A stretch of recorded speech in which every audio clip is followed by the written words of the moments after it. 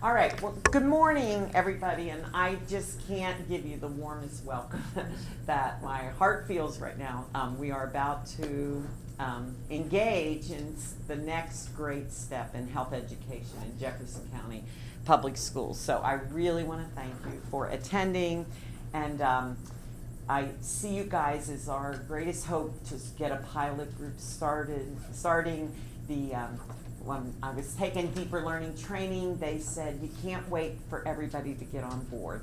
They said start with the willing, and everybody else will see the great things that are happening in your classroom, and they will want what you have and will be a part of. So that's why we're taping today, so that as people join our group, they will be able to receive this necessary background training. So you're going to be our pilot group, and you're going to play a vital role in helping us continue to shape this as it evolves and grows.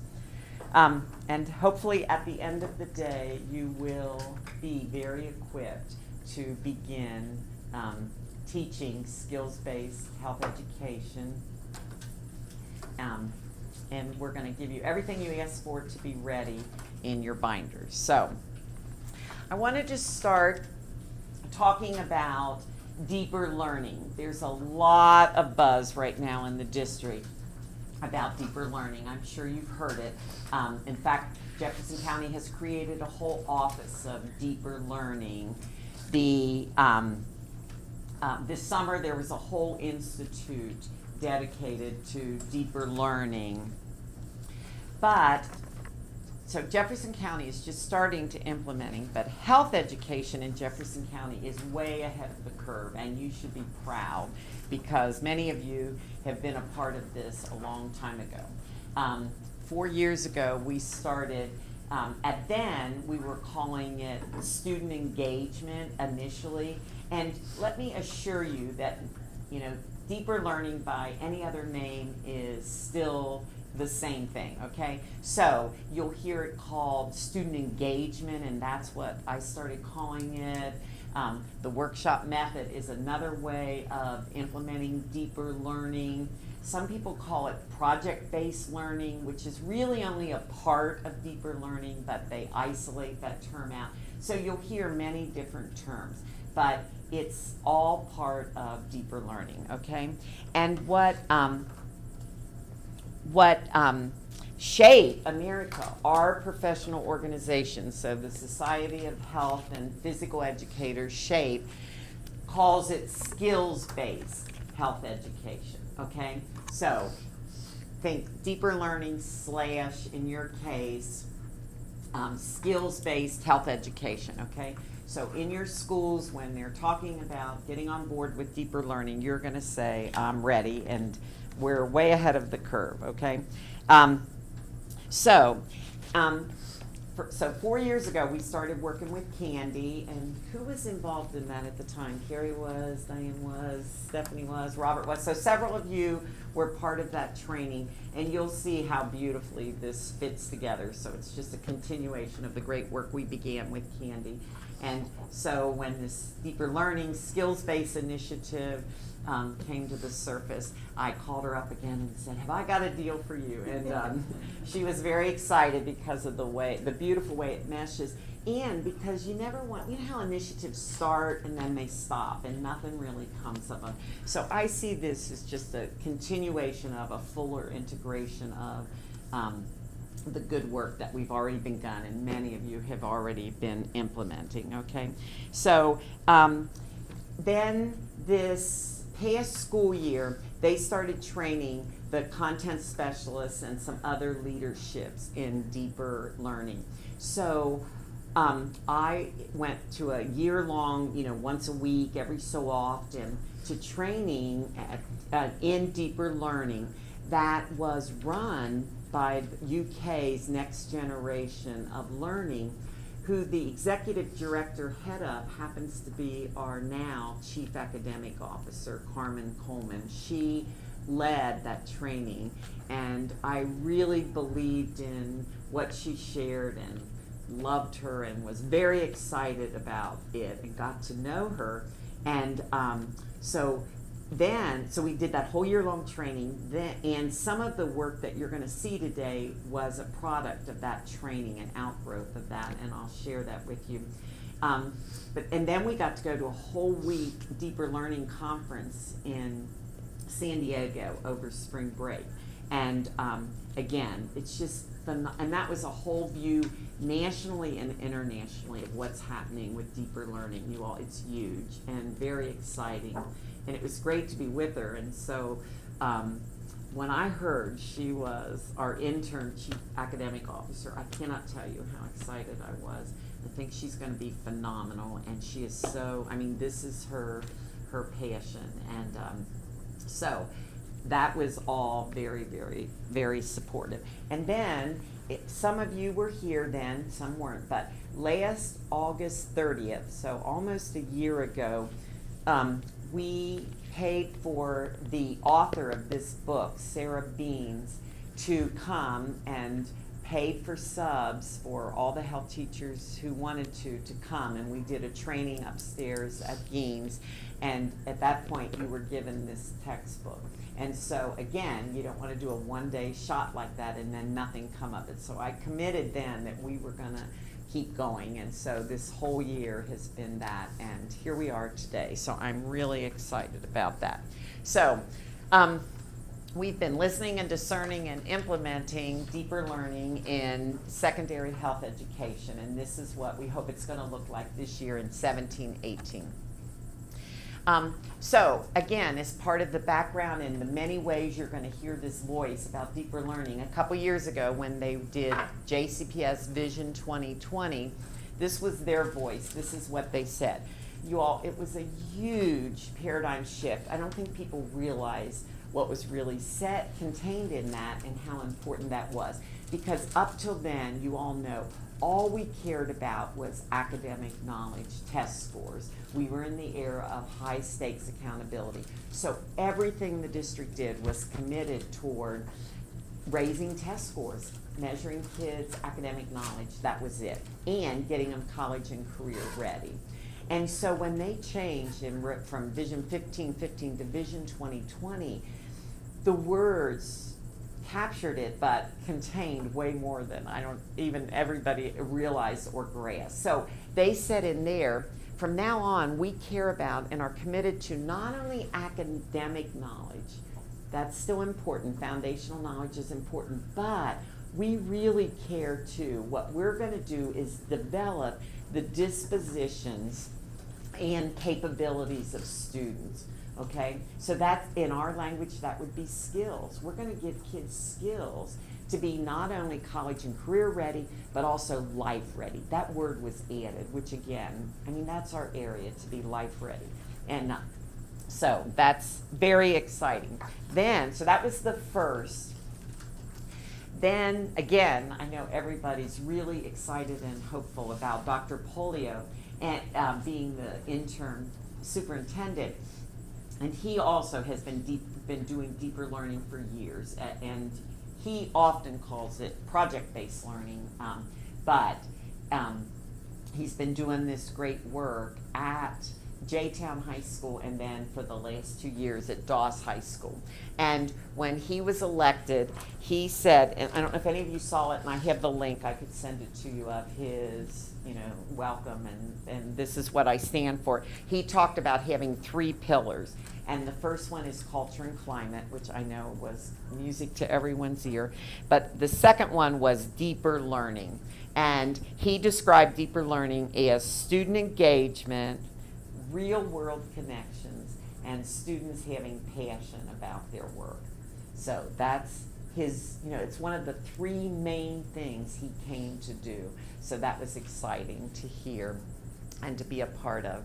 And then because he had been working with Dr. Coleman and knew of her commitment to deeper learning, he hired her to be the interim academic officer. And she, in her tape also, which I can send you the link for, says she describes deeper learning as the thing she cares about in life.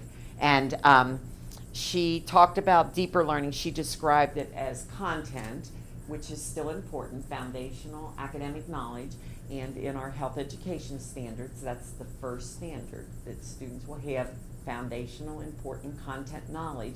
But the more important part is that they develop skills and the application of both. So content, skills, and the application of both to real life, or she talks about to a new situation, or Candy talks about having a suitcase, so that when students leave, their knowledge doesn't stay in the health class or on the handouts, but they really have skills in their suitcase for life. We have them life ready. They're going to take those skills to every situation that they encounter the rest of their lives. So. Then, as part of her, in that year-long training I was in on deeper learning, one of the first sessions, we had an amazing experience. And they brought in students from Brandeis Elementary, and at each small group there were like 3 of us adults, and then they put a student or 2 and ran us through this very formal exercise where we were interviewing these students and really just picking their brains, letting them speak, student voice. You know, how do you feel about education? How do you best learn? And you all, it was a phenomenal experience. It blew all of us out of the water. Talk about out of the mouth of babes. And and then we processed what we got at each table with the whole group, and the principal was there to hear it. They call it student agency. And so then our assignment was, and before the next time to come back again, that we had to figure out how we could use this experience, how we could use student agency and teacher agency to get student voice and teacher voice about what's going on in the classroom and how do you learn and what is deeper learning, and, you know, without using those words and so on. So I decided, of course, to do it with secondary health teachers. And so some of you did this for me, and many who aren't here today did.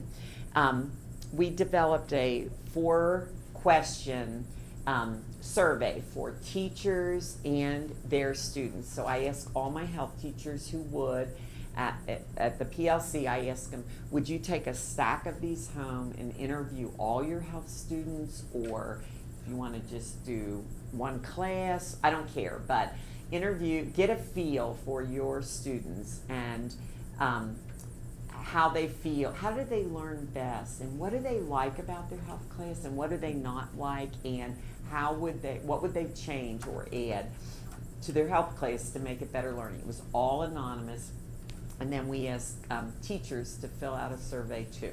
So we got back stacks of these, so to compile them, and I wanted to show you that we really did. Our friend started on them over spring break, and then I had somebody this summer sit, and I went through first and highlighted all, you know, everything, and then he compiled them, and you're going to get to see a lot of it. So I just wanted you to see that we really did this. This is real. We didn't make this up. But again, talk about out of the mouth of babes. So in a minute, I'm going to give you a summary of what our students have said, and a summary of the teachers either that we interviewed or last August 30th when Sarah was here, at the end of the day, everybody who was there, every secondary health teacher, many of you were there, answered a survey too about, you know, what did you think of this day? What do you think about deeper learning? If you were going to do this, what obstacles do you think you'd encounter? If we're going to do this, what kind of support would you need from the district, okay?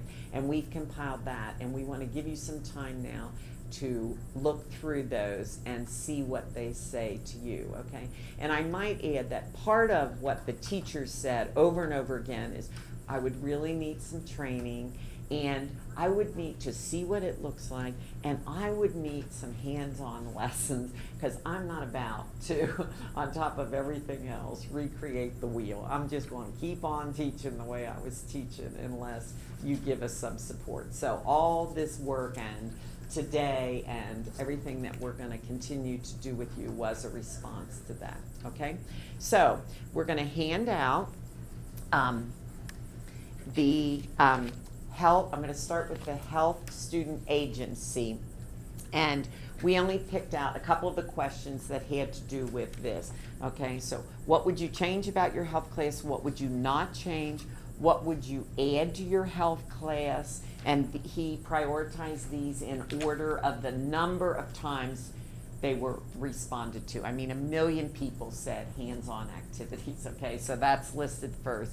And then in the back is, please share the best learning environment experiences that allow you to enjoy learning, and then what strategies engage you and motivate you to learn and make a difference in your life, okay? So we're gonna give everybody one of these. There are some highlighters and post-it notes on the table.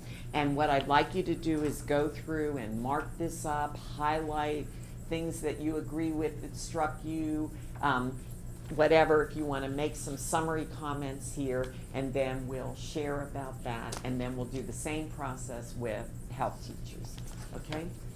And what questions might you have, as my friend Candy would say? All right, thank you.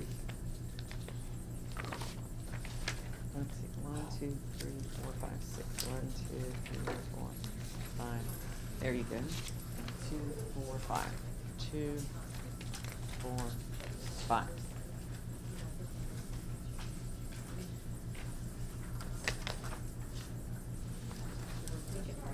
Yes. Oh, absolutely.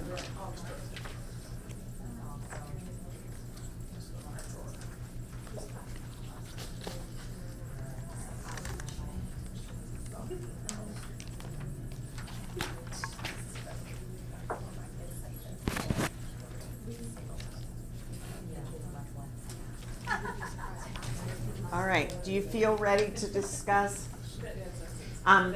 So just kind of an overview, you know, would these reflect, if your students had done them or did do them, do you feel like they're a good reflection? Was there anything that really surprised you, anything that alarmed you, anything that delighted you? So just what are your general comments, reactions, summary statements and feelings about what our students told us this year? I put a bullet point under music, because I don't, and I know some people have kids do rap and things like that, but I've never stepped outside the box and tried that one, or just music in general, I should say. So that's Talk loud, Oh, loudly, please. Okay. And I had the same reaction. Okay. Quick fix, right? Yeah. We can have What are they music. talking about? Music in the background. I don't know. No, I've done Music that. through learning. Yeah. There's lots of ways to Yeah. include music.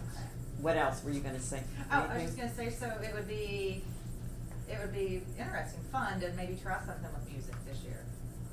Something that I do, and it's, sometimes it relates, sometimes it doesn't, but I try to pick songs that might relate to what we're talking about. And every Friday, I play 3 songs, and they have to try to guess who's singing it, the name of the song, and then what they have, like the theme, like what's in common.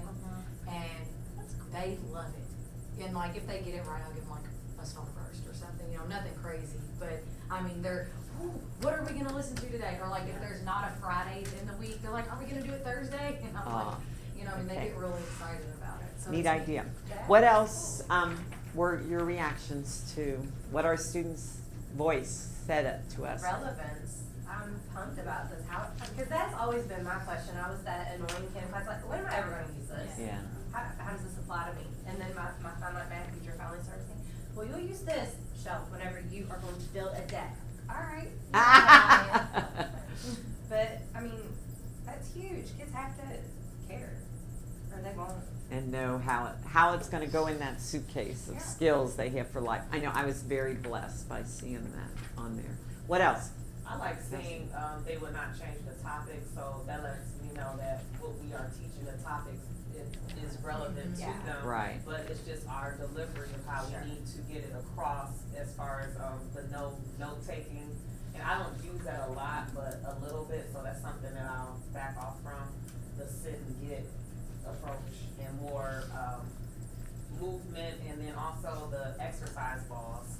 I just have regular desk and a few lunch tables in the class, so that's the most differentiated seating that I have. So that's something that I'll look into, getting more comfortable mats or something you know, since PE is part of our world too, I was excited to see how much they wanted to go outside, be active, move, Yeah. whatever, and sit on stability balls. And I just talked to Knight yesterday, and she did a Brittany did a donors. What's it called? Donors choose. And so she asked for these pedal things that sit under a desk so that kids can be pedaling while they're learning, moving. And it was her assistant principal telling me, she said she got that fully funded within a week on that. So that's the way she's going to incorporate some physical activity. So I thought it was neat in the light of this. Okay, who else? Any pressing reactions? Number one, no more note taking. I translate that through a kid's eyes as in, I don't wanna listen to my teacher stand up there and talk at me. I mean, maybe a little bit of note taking, but how is it presented? Yes. And so that, and then all the hands-on activities that I think those mirror each other. Less teacher talk, more student engagement, yeah. Does that sum it up for anybody, or is there anything else pressing anybody wants to share? I wanna make a little note if you could. On the guest speakers, I know in the past, you people gave us some different guest speakers to call upon, and I'm not sure where that resource is. I would love to have. I'll send that out again. Well, wait a minute, before you do though, this is an added piece that I've been working with all of the community partners that come out to say we can't go in anymore and just lecture these people and leave, okay? Yeah. This has to be experiential, hands-on, skills-based learning. So I've been working nonstop with all of the community partners to make sure that what they share is all in line with this whole new skills-based approach. And so there's some exciting things happening that with community partners that you will see, okay? So here, you'll send that list out. And I think, and to piggyback off what Donna's saying, I think a lot of times, we just bring in a guest speaker and then that's it. And then maybe you have a little bit of class discussion, but if you're doing a project-based learning, activity, that guest speaker should be complementing that project-based learning, or vice versa. It shouldn't just be a drive-by guest speaker and then you're done with it. Because I think we need to be more intentional on how we use that guest speaker. It's opportunities. There's no boundary to the opportunities. And since project-based learning keeps coming up, let me just inject here that oftentimes project-based learning is done with capital P, capital base learning as like this one big cumulative, summative event that goes on over the course of a whole year, is interdisciplinary and all that. We can't do that in our health classes. So when we say project-based learning, think with small letters, project-based, or think skills-based, or some kind of, yes, or active learning, okay? All right, so now I'm going to share with you the health teacher agency. Just a few of the questions that we asked. It was, what are your thoughts, feelings, beliefs around deeper learning, skills-based learning? And as we move through deeper learning, skills-based, what support do you need from the district and school leadership, okay? And since this is teacher instead of student, feel free to add your own voice to either of these questions if you didn't have the opportunity, and or same thing, what surprised you, what do you agree with, what does all this say to us, what implications does it have for us moving forward, does it reflect how you feel and why you're here today and what this is all about, okay? So, health teacher agency.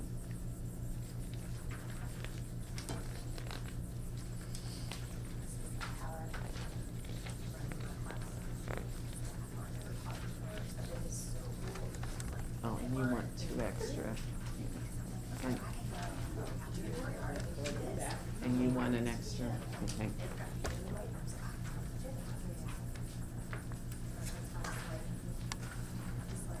We're on time.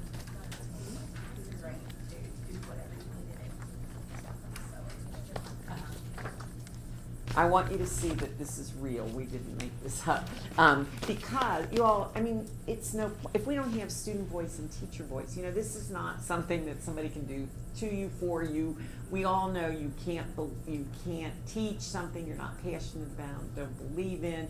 So, we really wanted to know how do teachers feel about this, and what do we need to support them to make this happen? So, let's hear from you. What was your reaction to the teacher voices represented here, or what did you add as your voice? Or I think every teacher loves the aha moment, when the kids come back and say, for instance, being assertive, come back in and saying, okay, I tried the, I message instead of you know. So I think anytime that we realize that they're using it. how exciting! And wouldn't it be neat if we had lots more aha Every day of moments? aha Yes, moments. because they really were. What else? I mean, I do agree that what a lot of people need is actual lesson planning help, and that's like the first thing listed on there. I think a lot of people, it's like they have good intentions, we have these ideas, but they don't know how to put it there, or, you know, they just, a lot of people, I hate to say this, they like to be told what to do.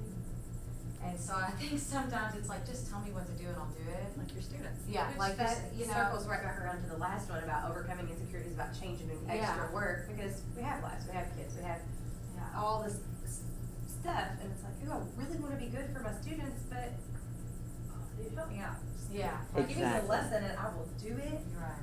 I think that's well said, and that's exactly what we heard. I mean, Helen Keller would have heard from teachers from reading this what they needed, and that's exactly why we prepare what we have and are doing what we're doing today, and to support that, okay? You know, I saw a quote once about you can't drain the swamp when you're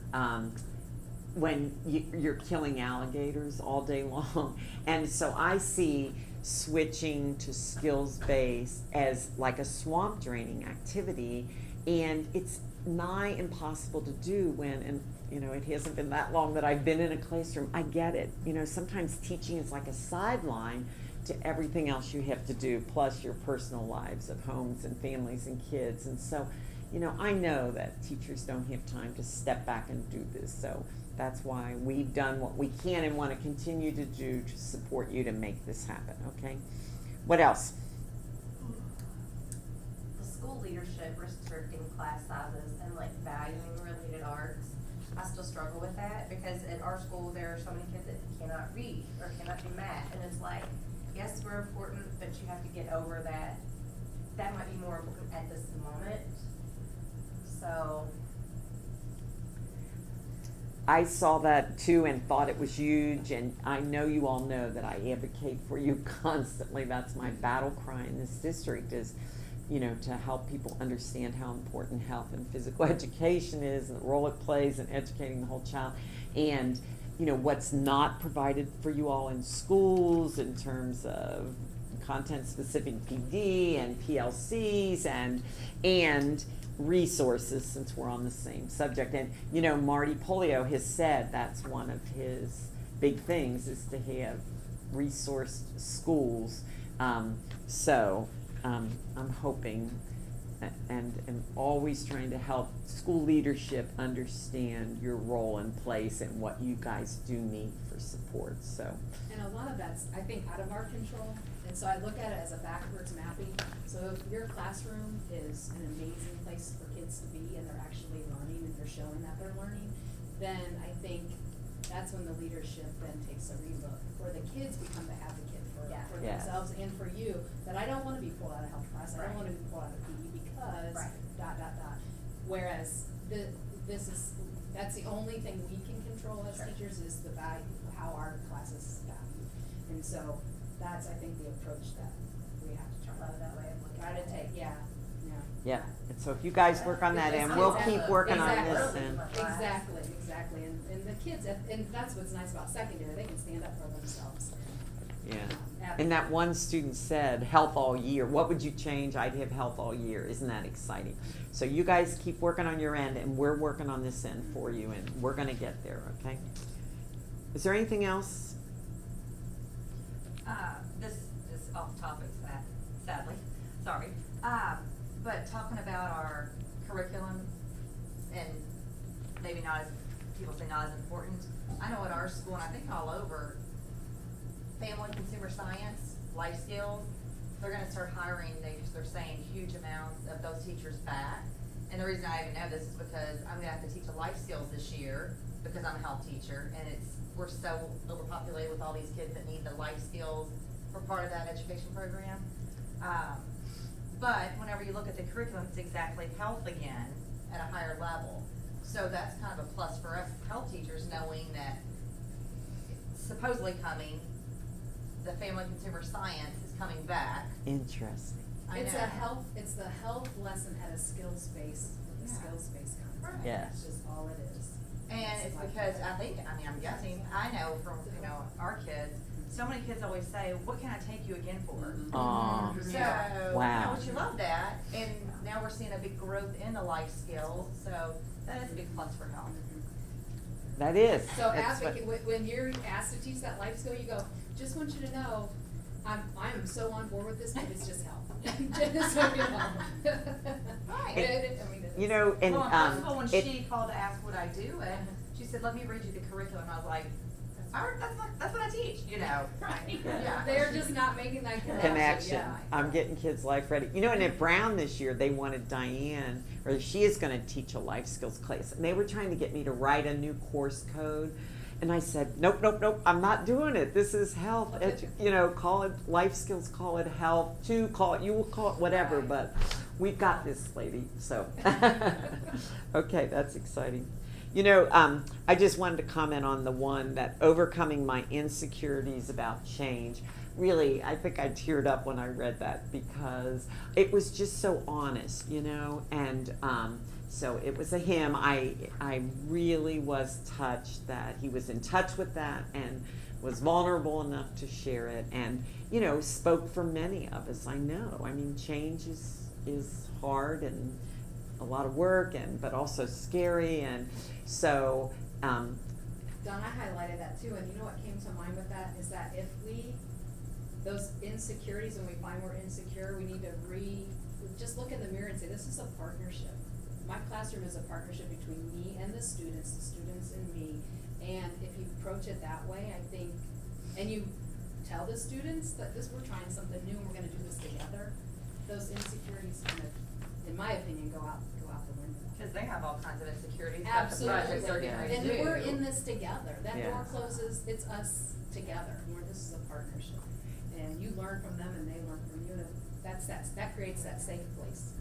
And Carrie and I are a perfect yin and yang. So Yeah, that's she went for the student partnership, and I immediately went for this partnership. That and that's why I believe in the PLCs and hope that all of us together will continue to support and create and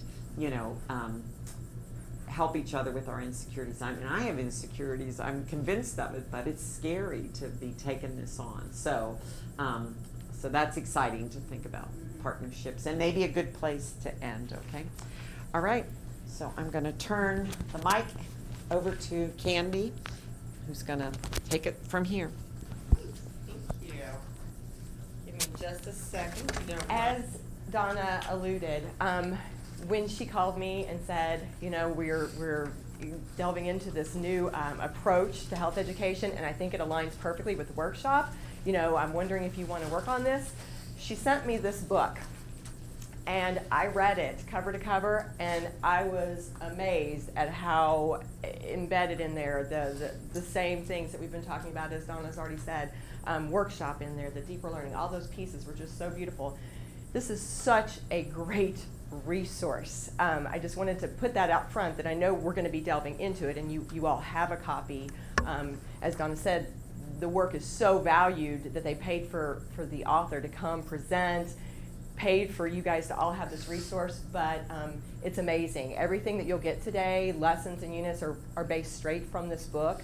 So just wanted to go ahead and say, when you want to go and look for some other idea, or, if you see that the lessons today are kind of tailored to the high school teachers and you're a middle school teacher, open that book. Here are ideas directly targeted to middle school teachers, to elementary school teachers. I mean, it has it all, including web resources.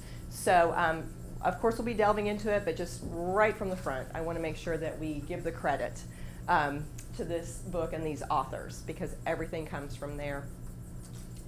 Our learning targets. When we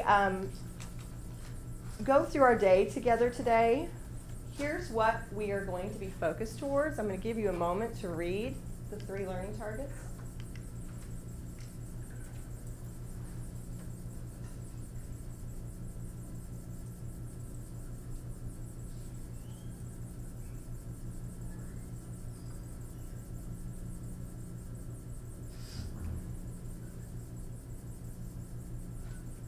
The ultimate goal is that you will leave today understanding the skills-based approach and the 5-step model more deeply so that you can feel comfortable and ready to implement the lessons and the units that we're going to share with you today. So it's kind of twofold.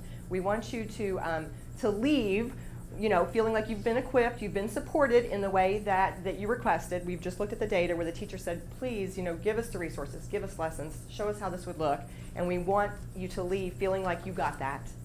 But I think it was Brianne who said, in some cases, we just want to be told what to do.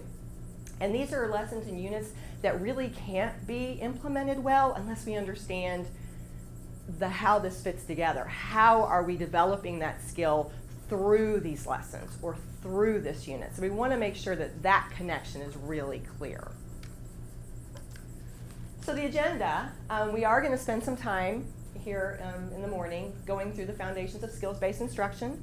Recognize that some of you sat in a full day professional learning experience with Sarah Bean, so we're not going to belabor it, but we want to make sure that we're fresh around those foundations.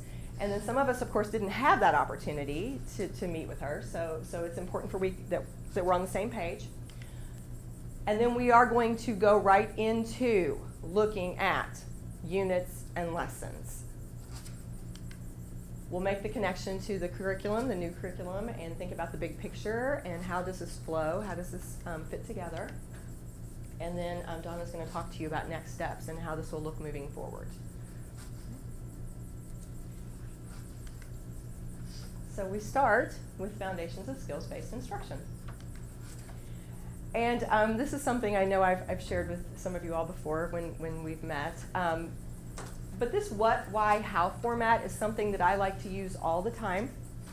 And I like to use it because when I think about in the classroom, a lot of times our natural instinct with our students is to be really clear about what it is we're asking them to do or what it is that we're teaching them. And we'll often also be really clear about how we want them to work or how this is going to go. But a lot of times we'll forget the why, which I think goes back to the point you were making. Why is this important for me? The so what? How is this going to help me later in life? So adults are the same way. We're exactly the same way. We want to know the why. In fact, we probably value it most out of everything because otherwise it might seem like a waste of time to us. So why is this important for us to go over? So I'm actually going to start with the why behind skills-based instruction first. This will be brief because Donna's already actually given you quite a bit of why through looking at that data, but just to hit on a few more points. First is that piece that's already been alluded to with health, literacy, and transfer. The transfer idea goes back to that suitcase. We want the kids, when they leave our classroom, to own it. They don't just associate their learning with what happened in the classroom and only apply it when they're sitting in a health room. We want it to be in their suitcase so they can pick it up and they can take it with them to new situations, to their life later, 40 years from now, because they own it and it can travel with them wherever they go. A lot of times our kids struggle with that. We know that. We know that we teach them all about these topics and why they're important, but then we'll see in their real life they're not applying them necessarily.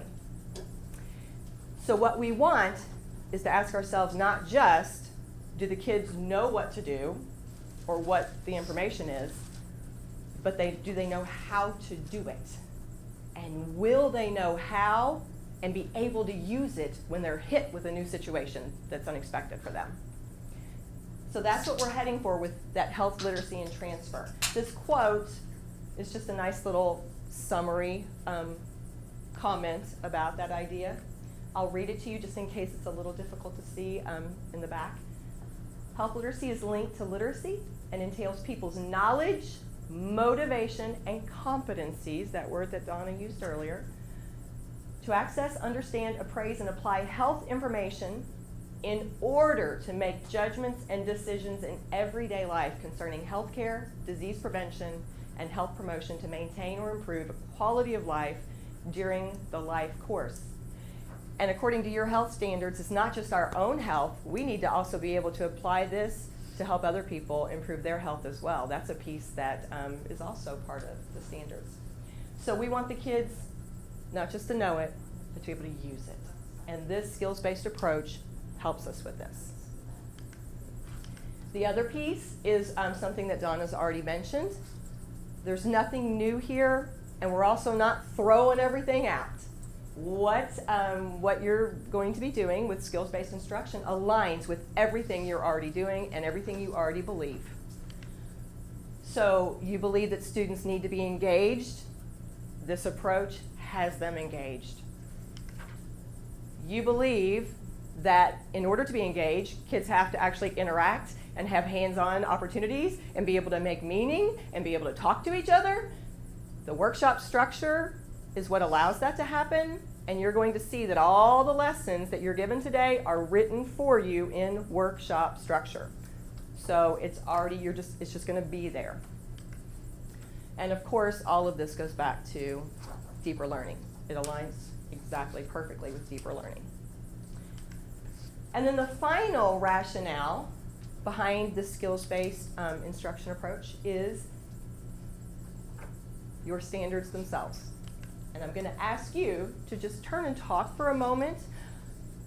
You have this graphic in the first, it's actually the first page of your binder. I know it's a little difficult to see on the screen. But if you will take just a minute to look at the graphic and then turn to a partner, what does this graphic remind us about the role that skills play in our health standards? Please take a minute and talk about that with an elbow partner right beside you.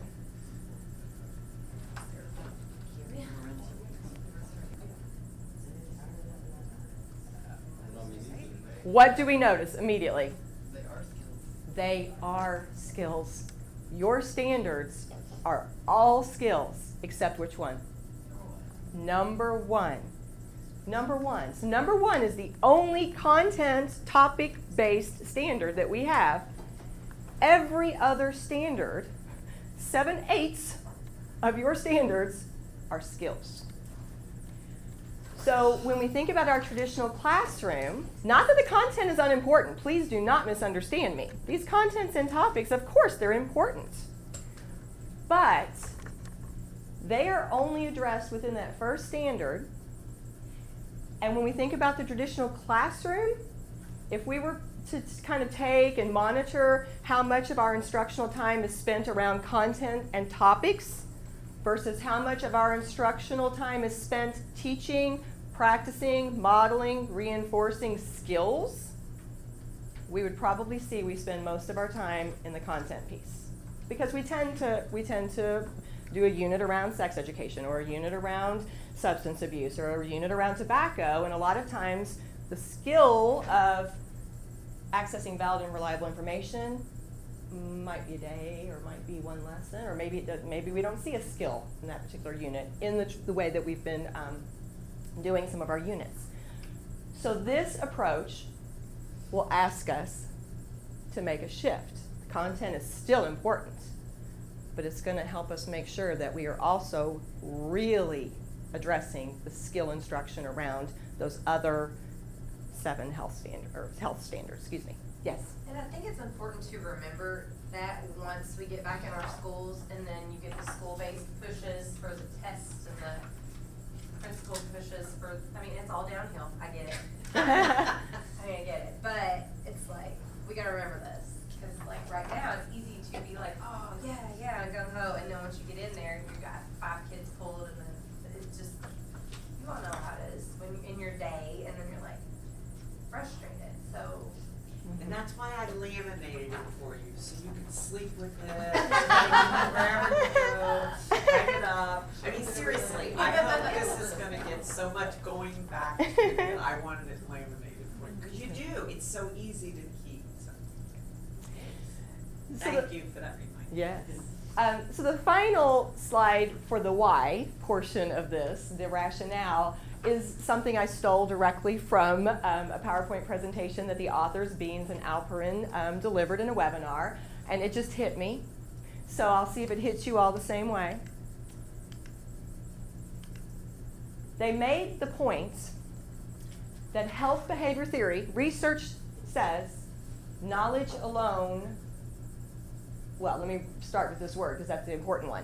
No health behavior theory says that knowledge alone will change our behavior. And one theory suggests that knowledge is only a precondition. If I want to make a change, I do have to have that knowledge. It's a precondition, but simply having the knowledge will not help me to make will not make the change for me. It's not going to push me to make the change. And then they offered this noticing.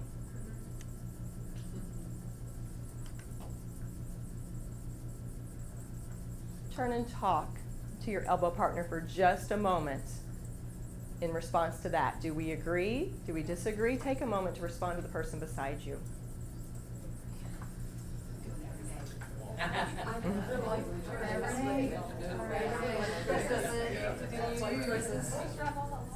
Which one did you do every day? I'm really not in bed too early.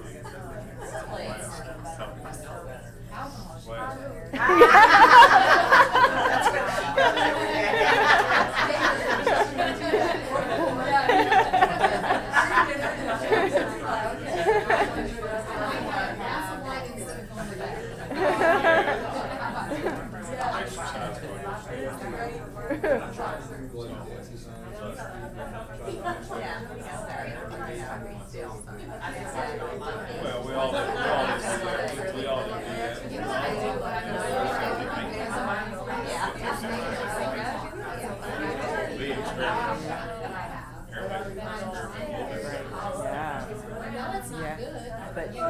Bet you do.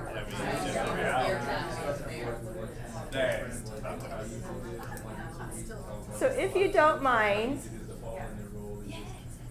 I'll just use the hand signal as a cue to ask for your attention when we're ready to move on, just because it's quiet and respectful, and I know we all are familiar with it. So if you see me raise your hand, or my hand, excuse me, please just pause in your conversation and give me your attention. Thank you. So just give me a quick formative assessment. Give me a thumbs up if you agree that this statement has some truth to it. Yeah.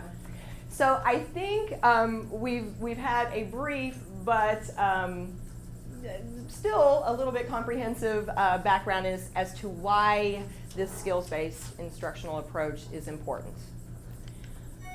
So before we move any further, we want to practice what we preach. So we're going to take a brief stretch break that Carrie's going to lead for us, because we know it's important to have some movement.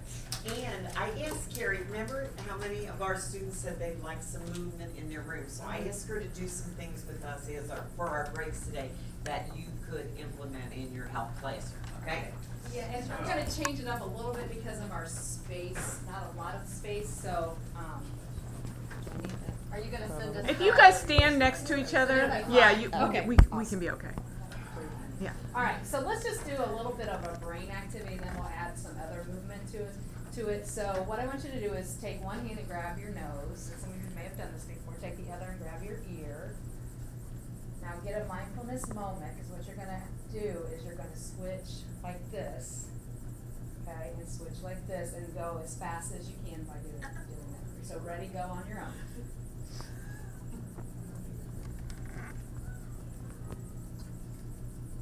A little more practice, good. Go a little faster, a little faster. So remember, you should always have that cross going on. Cross going on. And it does become easier, because I do this all the time with kids that I'm getting to know. Alright, so once you have it, now what I want you to do is add some marching to it. Okay, so you're gonna now engage your lower body. as One you side's do easier this. for me than the other, I'm sure.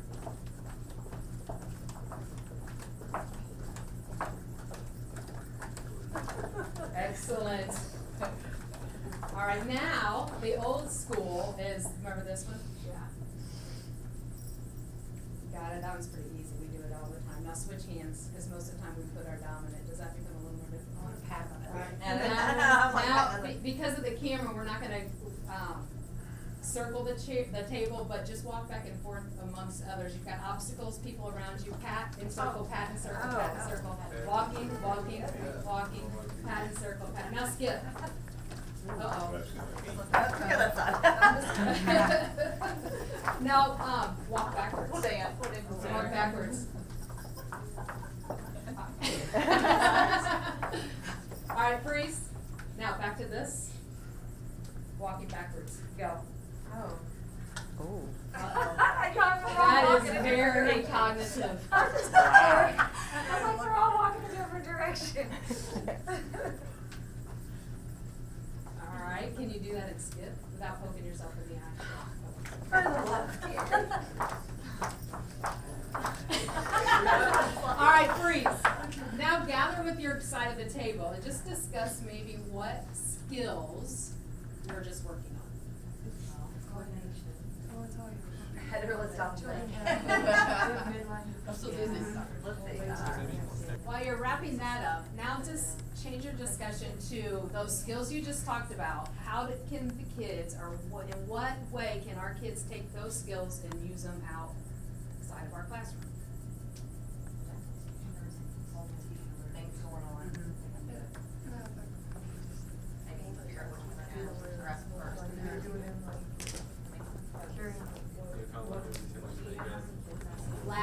Last thing, if we'll just share across table, our group, like, will you all start, like, what was one thing you just discussed on how students can, how those skills then translate out? Yep. We were talking about how, like, multitasking with life and carrying heavy loads and, you know, being able to do multiple things or deal with multiple things. Yep, excellent. Do you have something different? I heard that. Did you say something? Kind of the same, if a student has, something going on in a core content class, math, and, frustrated as far as solving a problem and going through steps, not giving up, and knowing how to, kind of reset if they're struggling, and reset a little bit. That is a great word, The motivation. reset. I like Getting our it. kids to take a breath and reset.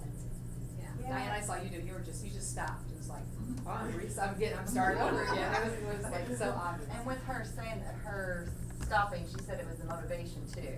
You know, sometimes when it doesn't come easy, Yeah, I wasn't getting feel something. of getting frustrated and. Stop and reset, start over. Something that just occurred to me when you said the reset is like, just stop and you don't have to take everything so seriously. Like, we're all laughing at each other, running into each other, and it's not a big deal. Right, yeah. Chill out, we can do this. All right. I think that's why the stretches are good, because it lets the class reset. And Everybody's have a kinda little fun, make it a little fun, yeah, exactly. Can you send us that slide, just for sure that one, so we can, it's kind of, it's something kind of fun to use every day, be like, oh, it's time for a stretch. I'll send you the whole PowerPoint. Okay, there you go. Yes. Right, thank you, Carrie. Just kids like the visual, don't like to see the dog, you know, somebody else stretching.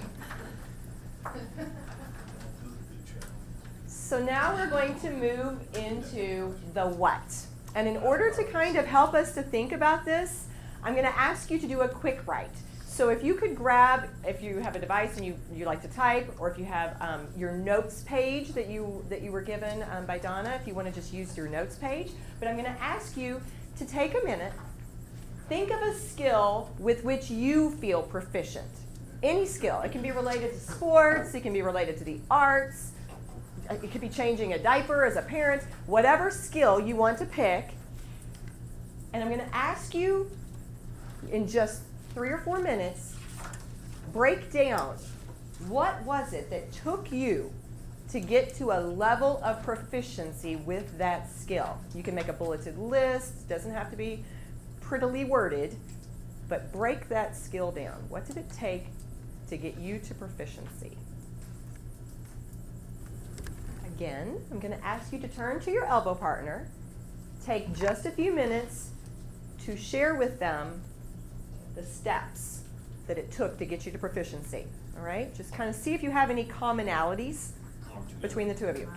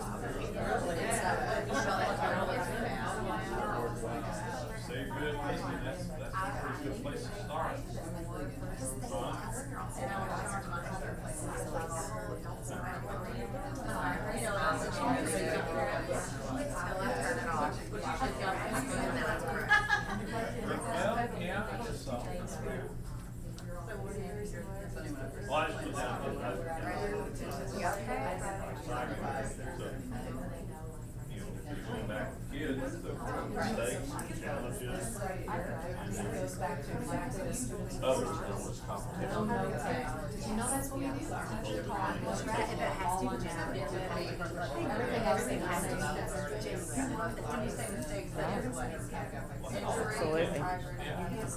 And then learning students what you did. Stop regurgitating what's already in the book.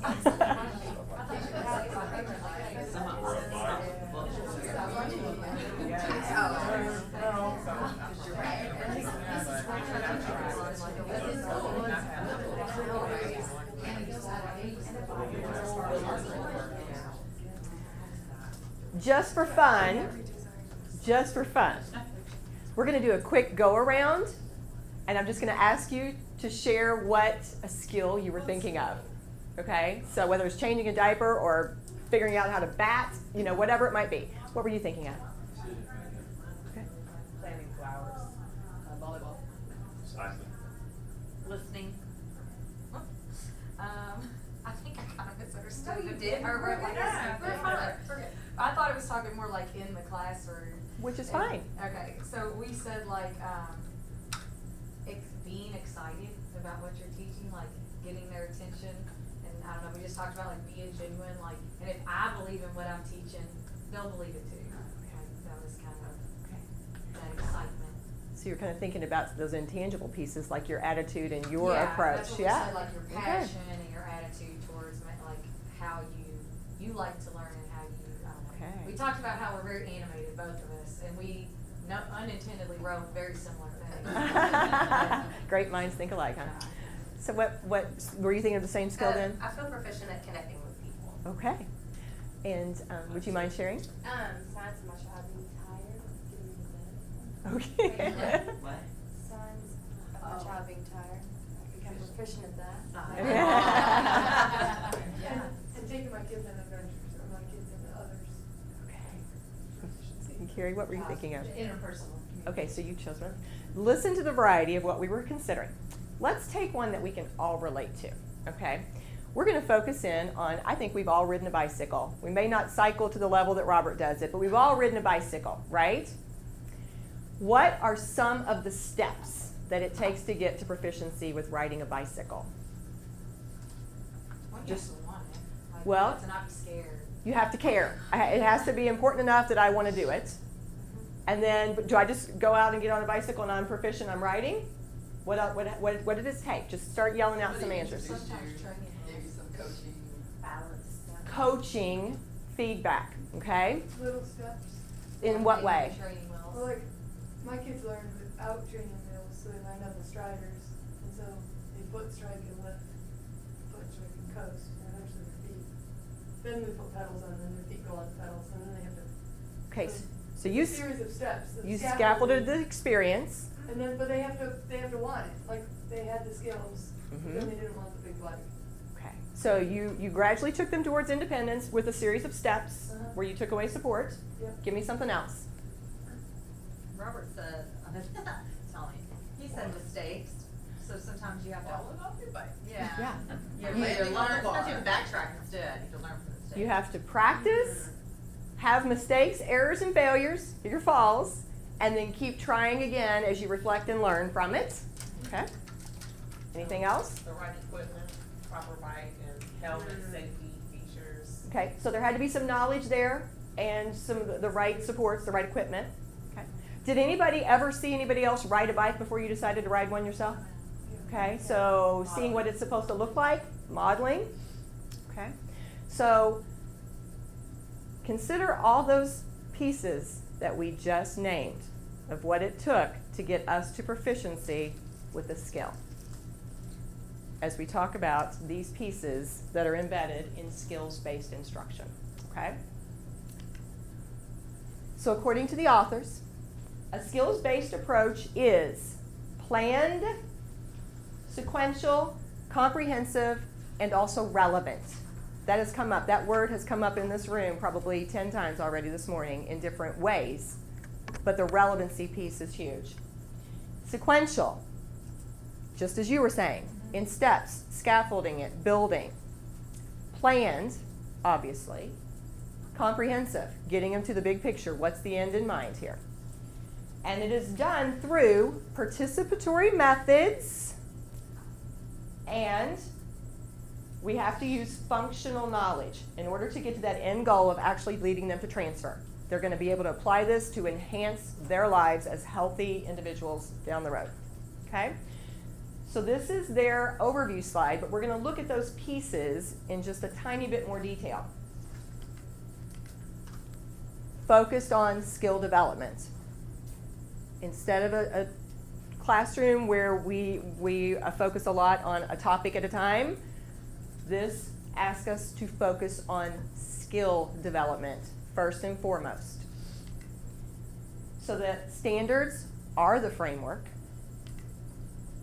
and your units are not content-based, but the content is still important. The content is the context for teaching the skills. So instead of a whole unit on tobacco, tobacco is embedded as we're talking about how to refuse, or making decisions, or advocating. So we bring in the content in a way that's very meaningful to the students through the skills instruction. So skill development, the foundation, all right? That second element, the participatory methods, again, we have named this in about 20 different ways already this morning. This is the piece where kids are engaged in it, they're acting on it, they're hands-on, they're moving, they're talking. So it aligns directly, as we've already said, with what we talked about with workshop, because the workshop structure allows for a little bit of instruction and kids interact, and then we reflect on what we were supposed to learn. And that ultimate goal of student independence you were talking about. Ultimately, we want this kid to be able to go off and ride their bike by themselves at the end of this. We want these students to be able to get to independence and go out outside of our classroom to advocate or to access valid and reliable health information that's going to keep them healthy, or to make a decision that's going to enhance their own health. So student discourse, they're going to be talking a lot. We want them talking. And of course, they're going to be highly engaged because they're going to be interacting. The final piece that they bring out is that piece about functional knowledge. And I know we know our content is so important. We don't want to think that that's going out, and it's not. It's not. But it's just brought in a different way. Because the reality is nowadays, every kid carries around their own little personal computer in their cell phone. And if they need information, they can get it in about 2 seconds. So just the information by itself, as we saw earlier with that quote from Beans, just that knowledge by itself does not make for a change in behavior. They can access that. What's going to make for a change in behavior is when they couple that knowledge in a meaningful way with this skill. So functional knowledge, functional information, is that information that is usable, applicable, and relevant to them in that moment so that it really sticks. They really get it and it's meaningful and they take it with them.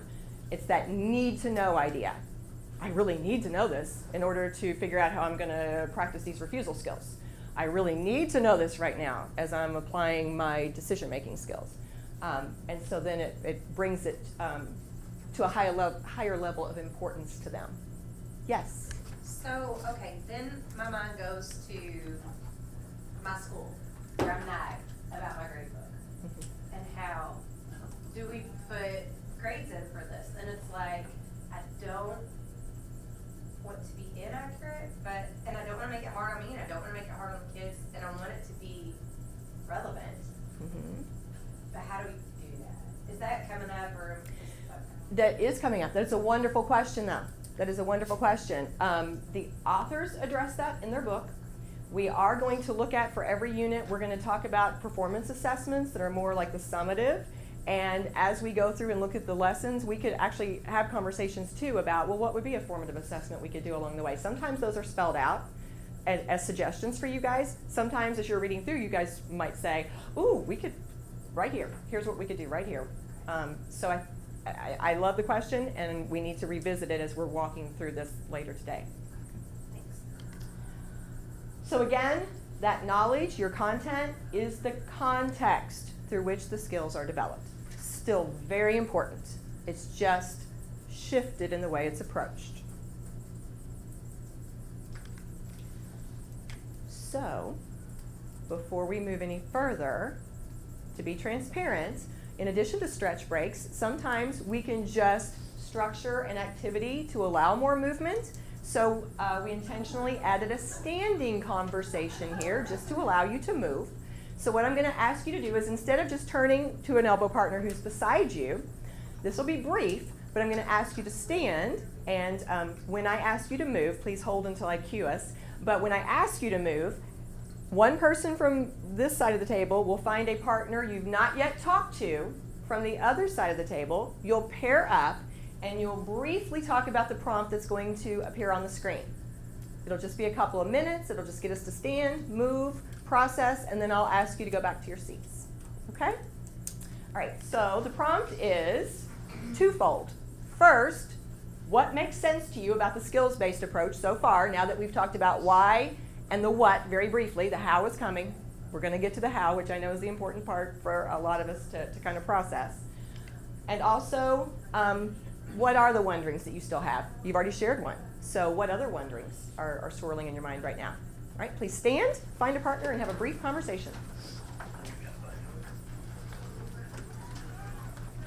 I'm sorry. We're gonna. Please thank your partner and head back to your seat.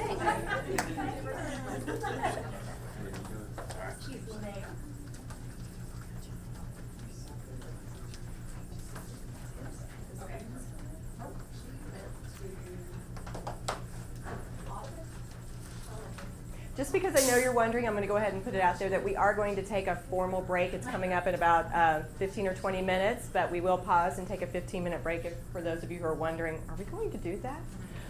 It's coming, promise. The wondering, the bottom there. Great, I love it. So you had the standing conversation around the what and the why to kind of process for a moment. I'll open the floor. Would you like to offer any of your ahas, your connections about what's making sense to you, or a wondering? I think what makes sense is that, we talked about, me and my partner, how, the kids truly they can find any kind of information they want, whether or not it's real or not, but they can find it, using technology. But can they do things? She used the example of if you're at your bus stop and someone offers you a cigarette, how do you refuse? ask you, you know, to do something else, some other drug, you know, anything like that. And it's like, can they actually do this? But then that actually led into our wonderings, how, and go back to what you said, so how am I gonna measure this? Like, am I gonna have 8 grades in my grade book, 1 per skill? Is this like a pass fail, like yes, they can do the skill, no, they can't do the skill, and to pass fail, they've gotta do so many out of the 8 skills? Or can I give you a 70 out of 100 on a skill, and I'm like, well, they have it. Like, so, how would I judge, you know, do they know this? I'm going to add this. We're going to keep a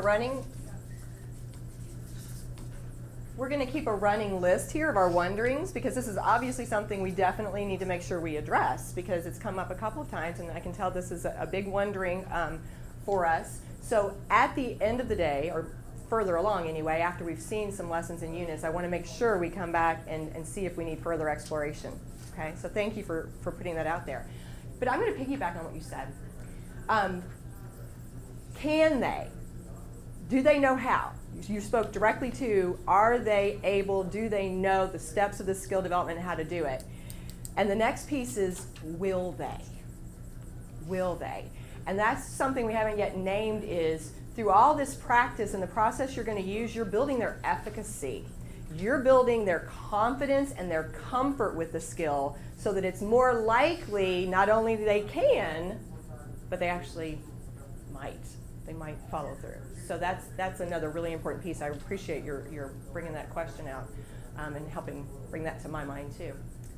Another wondering or aha? I mean, I agree with like the technology thing, and then it just kind of came to me as well, is like nowadays, with the technology era and where these children will go in the workplace, it's those human skills that will make them successful and to get jobs and be marketable. They can't just have content knowledge like a computer and be successful. They have to have humanistic skills, and this is making sure they have those skills to be successful. Communicating some of the young children sit by their peers and just text, but eye to eye and know how to communicate. Thank you. Thank you. I like that, human skills. All right. So the how then. All right. This is going to be a brief overview, and then obviously we're going to dig into it, because I'm going to share this, and you're going to say to yourself, but how will this look? And we're going to get to that. But here's the nuts and bolts of the how. All right. This is the 5-step model that is kind of pared down to a very brief overview. I'm going to pause and ask you to open your textbook and turn to page 29 in the textbook that everyone should have. If you don't, please let us know. And everybody take one of these. Oh, yes, yes. What's the same thing as that? I was gonna say, what is your first? And I'll share. No. Yeah, 'cause I was gonna say yours. Yeah, here it is. I said ours are school. Yeah, mine's was school.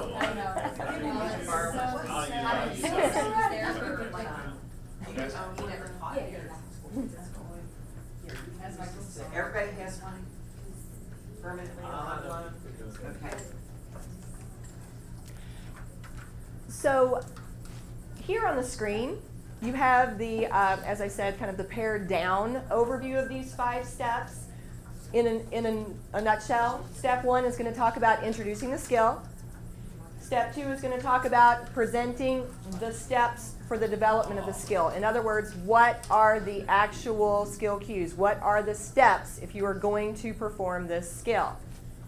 And then you get to the modeling. They have to see it. What does it look like? And not just, in some cases, here I'm going to show you this pretty version. They need to kind of have the curtain pulled back. They need to see, like, how do you struggle through this if you're trying to apply this skill? They need kind of that think aloud, or the witnessing it in action, not just here's the pretty final product. Then they get to practice it multiple times, different situations, different health context to promote transfer. Because if they only see it in the context of sex education, then this skill is only for sex education in some of those kids' minds. So we promote transfer by showing it across multiple areas, multiple domains of our health. And then they understand how they can apply it to their life in different ways. And Kim, do you think, because we're so short on time, Robert and I were talking about this as health teachers, whether we're on a semester or whatever our weeks are that we have kids, that's a way to fit in our entire curriculum. Absolutely. Every content can fit, if we look at it as an 8-step or the 5-step model with the 8 skills, that's a way to make sure we get everything done. Absolutely. That intentionality of saying, here are all these important topics or content pieces, where do they fit naturally within these skills? How can I make sure that across this semester, or whatever your course might be, I've addressed all of this that's important? Yes. Great. So like, will this would be something like in every lesson, something we do daily, right? You're going to see in just a moment, well, it'll be not just a moment, it'll be a little bit later, but you're going to see how it would look across the unit, how we would embed these skills across the different lessons. Ultimately, it's almost kind of laid out to where you might have a lesson around introducing a skill, then a lesson that's going to present the steps, and then a lesson where they're going to see it modeled, so that just for simplification and to make sure that every step is addressed very strategically, that, of course, is open to modification down the road. Anything that you're going to be given today is a living, breathing document. So this is us taking this wonderful resource that we were given, pulling all these wonderful ideas and trying to put it into a format that's friendly for you. But when you live it with your kids and you come back and say, ooh, you know, this piece would be more effective if we did it like this, or, oh wow, we need to look at this part, lesson 2, whoa, that didn't work. That feedback is going to be crucial. Okay. I'm just thinking Yes. of a lesson plan that goes with it. I felt like worked out well for my class.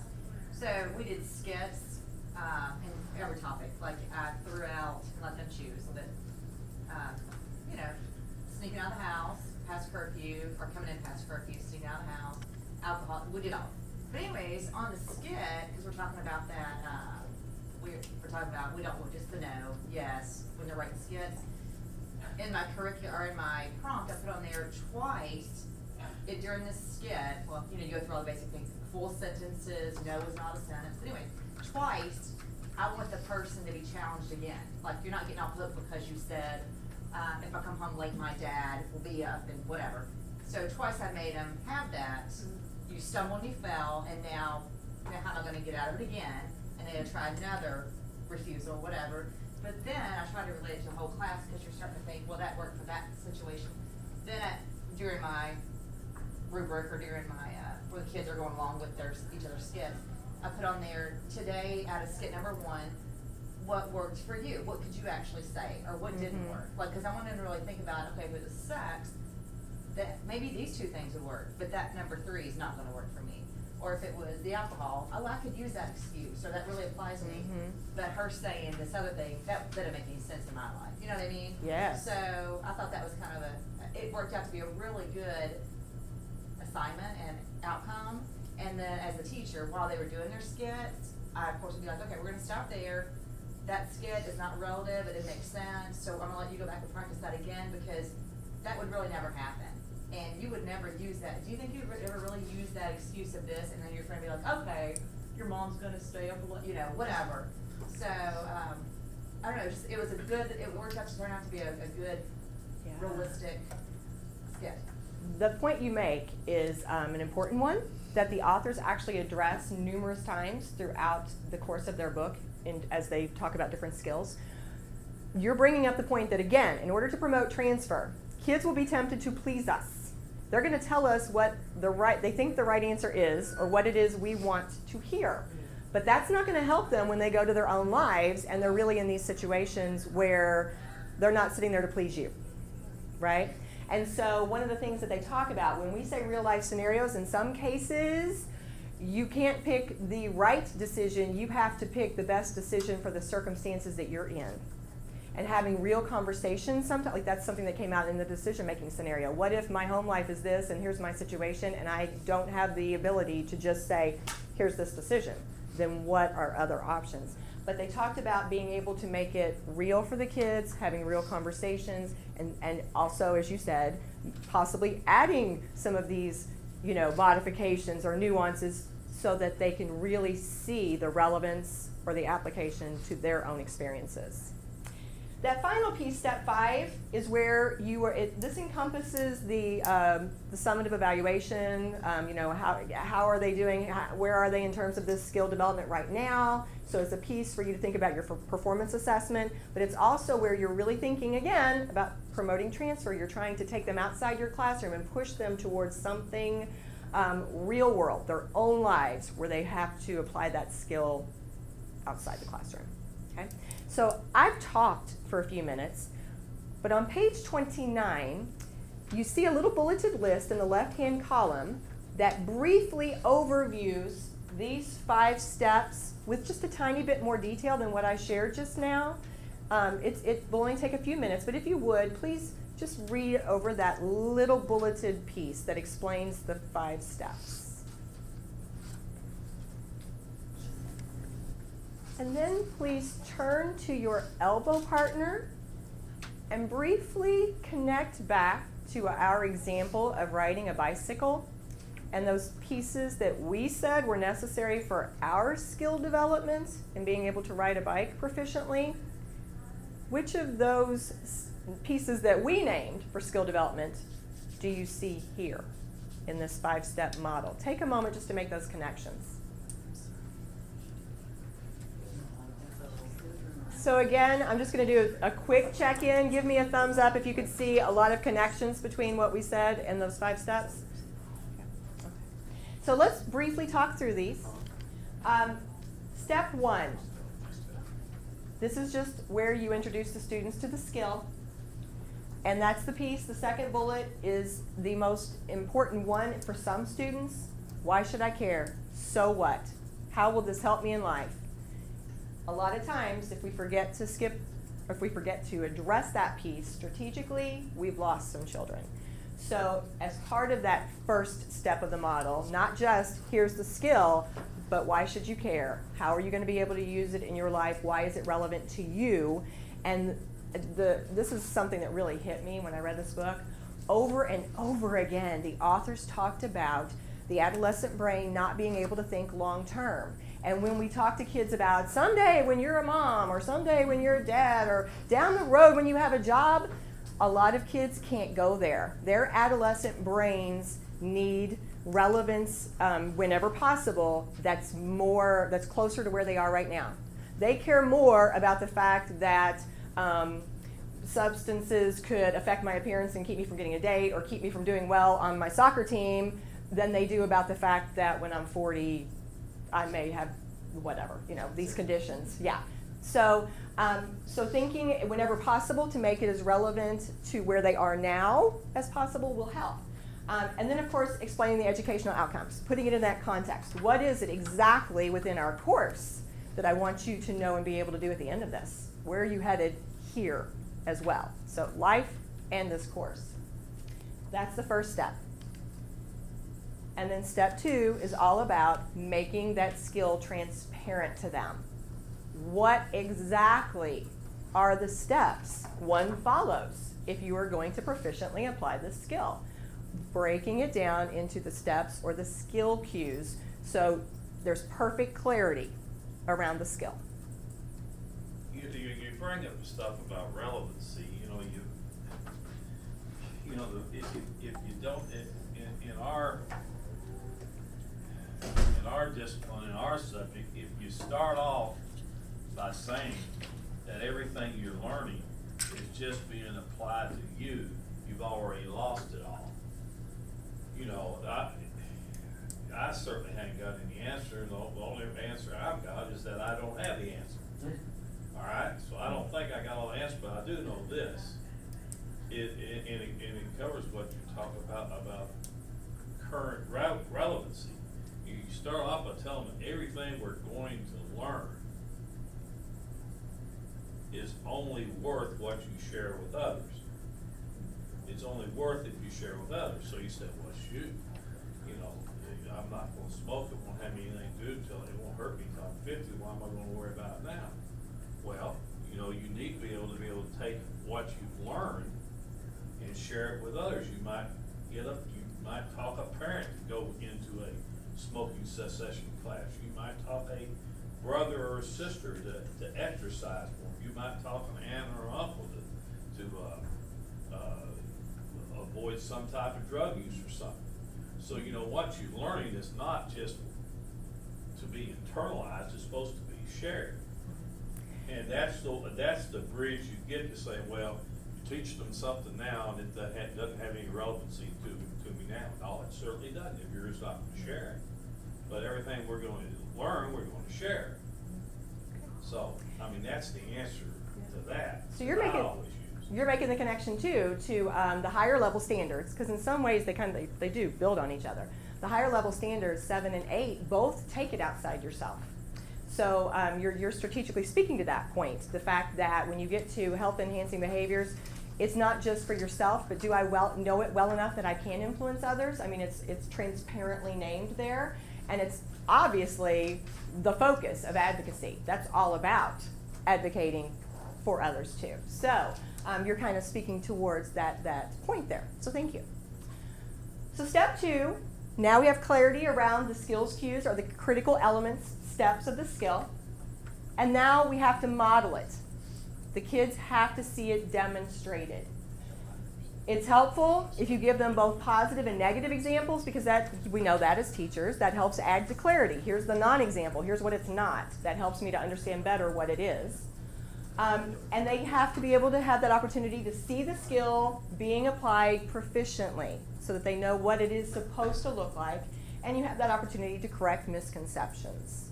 So again, as I said before, sometimes, I would dare say, every time, I'm making my own generalization, but if they have the opportunity to hear the think aloud, to see it being struggled through, to see it being applied, that it can be very helpful.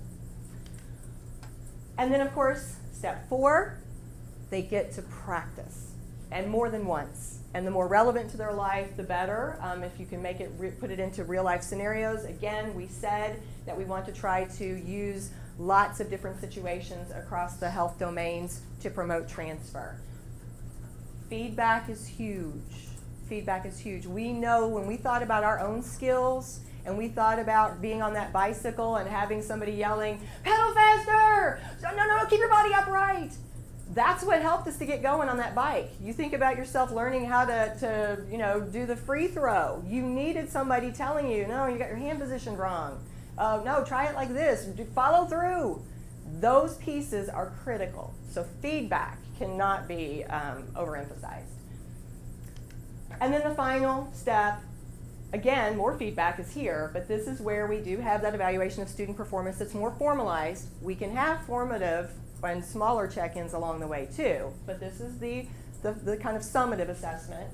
And you do want to try to take it outside the classroom here and also foster that self-evaluation skill adjustment on their part. Give them that opportunity to think about, okay, how did I do up against those skill cues? Ooh, I need to work on this one. Because again, you're putting more independence in their hands so that they can own it and take their little suitcase with them. A comment about the graphic. That graphic is taken from the textbook. When you see that, that little building block tower, that is actually the 5-step model. And every time you open a different chapter of the book that relates to a skill, they will have the 5-step model written out for that specific skill.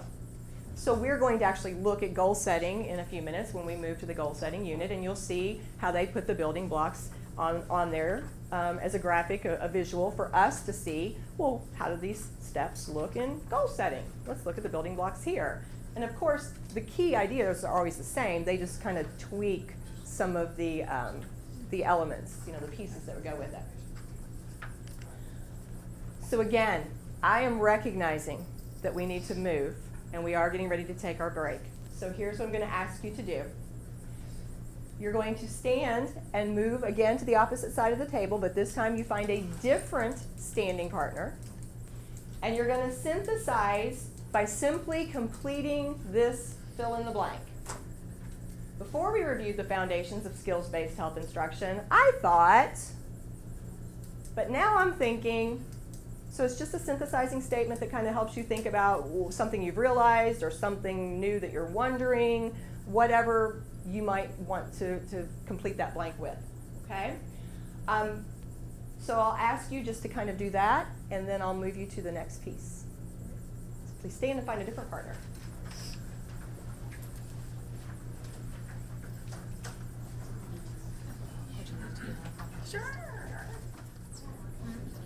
All right, welcome back, and thank you for coming back on time. We appreciate it. Two little minor things. One is we're about to go through the binders, and they all look alike. So I'm going to pass around a sheet of labels, and I'd suggest you put one on the front of your binder and put your name on it, okay? So that you have it all year and you don't leave with somebody else's or get them mixed up at a PLC or whatever. And also I just wanted to mention those little book markers that we passed out to you. I'd suggest that you write on the top, like page 29, 5-step model, and we have others for other things, so that your bookmark is marked with some of the important things for easy reference. And then for those of you who are borrowing a text for today, take these with you, okay, and then mark your own text when you get back to school. All right, so these beautiful binders. I just want to real quickly walk through with you what's in here, and then later, we'll examine each piece. So I'm just giving you a 2-second overview. So first of all, you have 7 tabs for the 7 skills, and everything is color coded. So setting and achieving goals is blue. And then there's a graphic, an identifiable graphic for each skill, and the sheets are color coded also. So there's goal setting, and these are in the order that we're going to suggest you teach them, and we'll build that rationale later. But it goes goal setting, just flip with me, accessing valid and reliable information, analyzing influence, and that's the end of the thick part, because you have all the lessons for those first 3 skills, because that's all the further we're going to get today, okay? But skill 4, communicating, you have the overview sheets, but not the lessons. Those will be coming at the next PLC or PD as we develop them, okay? So then it goes decision making, practicing and enhancing health behaviors, and advocating. And then there are 3 blank tabs, and we'll talk more about each of these later, but human kinetics, the textbook author has all of the online web resources, the posters you may want to print out, etc. And I have to give each of you a code, because we bought 60 textbooks, so we have 60 codes for you to be able to get online. But here's what the website looks like to help you get online. And then in the very back is a sheet that we're going to get to later. And let me just 1 second. I was so excited. You know what in church they call confirmation, when things keep appearing? And as I was preparing this was in USA Today just last week, you all. And it said, the title, isn't this alarming? Suicide rises among middle schoolers. But I copied the article for you so you can have it, and I know you'll want to read it because it's very important information. But here's what I wanted to show you that was so exciting to me, and I highlighted it and circled the word skills. This is in the back of your blank tabs, okay? So look at pressure in a variety of forms can prove deadly for those who have yet to develop coping skills. So they're saying suicide rates are way on the rise, and it's because kids need skills, okay?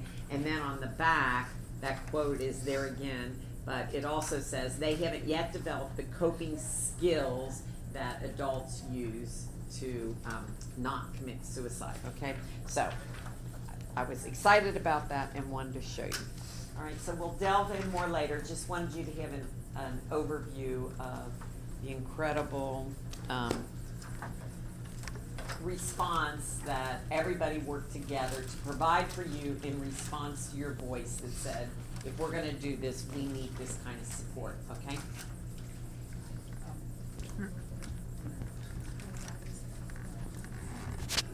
So we had a bit of a technical glitch for a second there. We couldn't get our clicker to match up with our PowerPoint. So what you didn't get to see was a check-in with the agenda. You know, we are moving now into that piece that I know you're wondering about. Thank you. We know what's on your mind.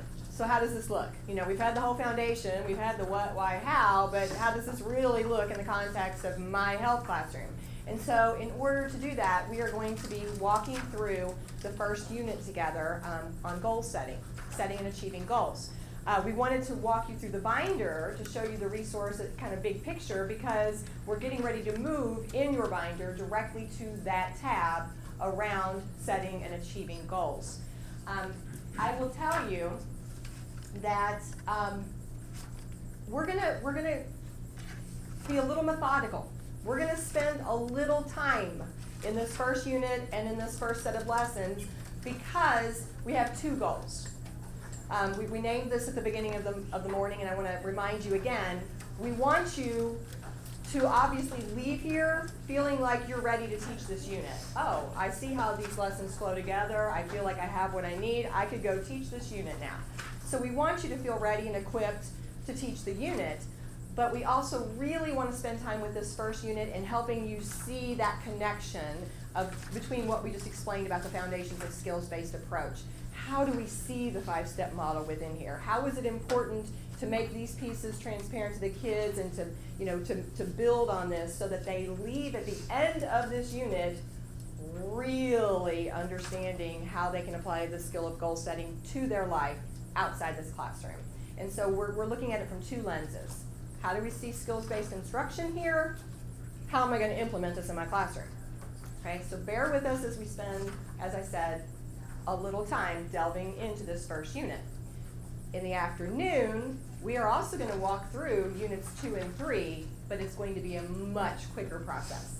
Okay, so by the time you leave, you will have been exposed to all 3 units. So in order to dig into unit 1, I'm going to ask us to regroup. You know, we like to do in our learning sessions what we would do with our students. We like to model. So we're going to use a grouping strategy in the same way that we would in our classrooms, because we like to give opportunities to share ideas with different people and to interact with others and hear different perspectives. So I'm going to ask you to move, which means that you're probably going to need to take just a minute to kind of get your stuff ready in case you don't end up sitting at your own spot when I move you. So if you need to tidy your space, you'll need to take your binder with you and your pen, pencil, your book. So if you need to take a moment to gather that.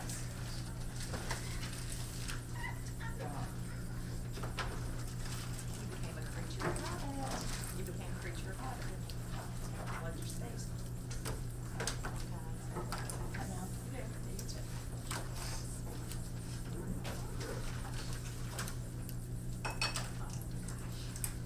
Good job.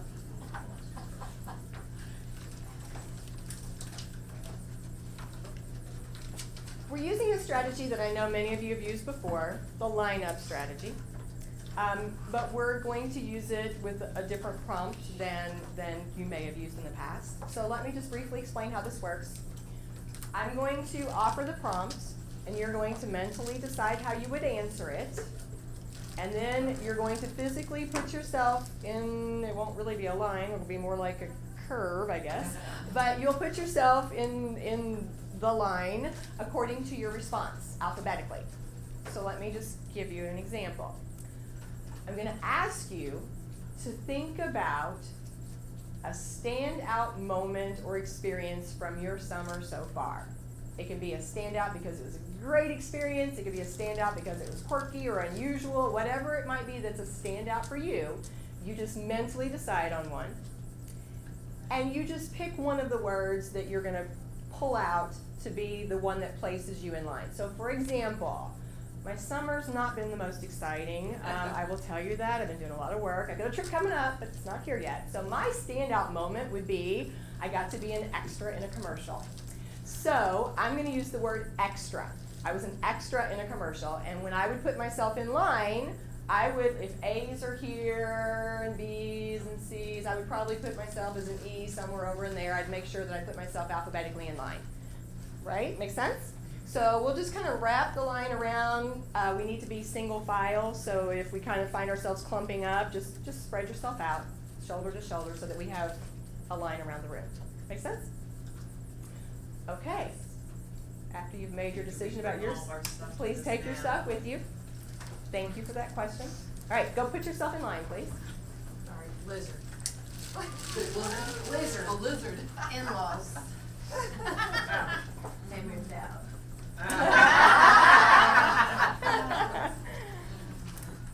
Well, you're above me. And where did you say the start? A's will be over here, and we'll just kind of circle around the table, so Z's might be over here. Where's the C for Cuba? Oh, okay. Ooh. D. I'm gonna O. I. Stress See is there? clear. C. All right. D. Stress free. Where are you? G, H. You're, I'm L, I'm after you. Okay. Oh, you don't need the alphabet. What letter are you? I'm gonna sing it. Do you sing it? D. No? D, okay, I'm D. I, L. Oh. Are we good? I think so. Okay. When we do the lineup, we always like to share, but I will tell you, with the prompt I've given you, I realize we could have some really great long stories. So I'm going to ask you to share the Post-it note version of your standout moment. So try to think of like just expressing it in one sentence. For example, I would say, I got to be an extra in a commercial. Okay? So we're going to start here. Give us your Post-it note version of your standout moment.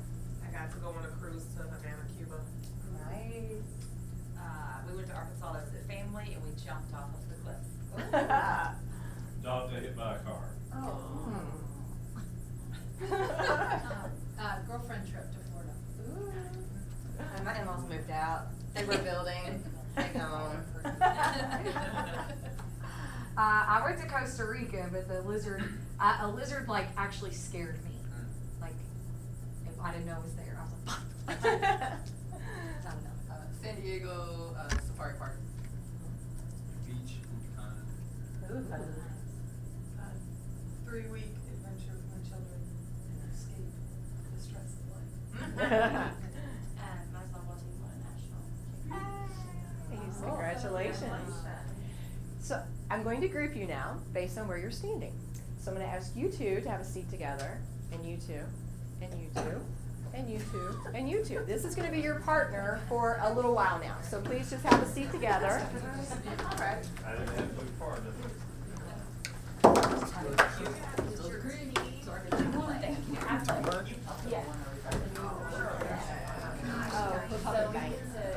Rub it in a little bit.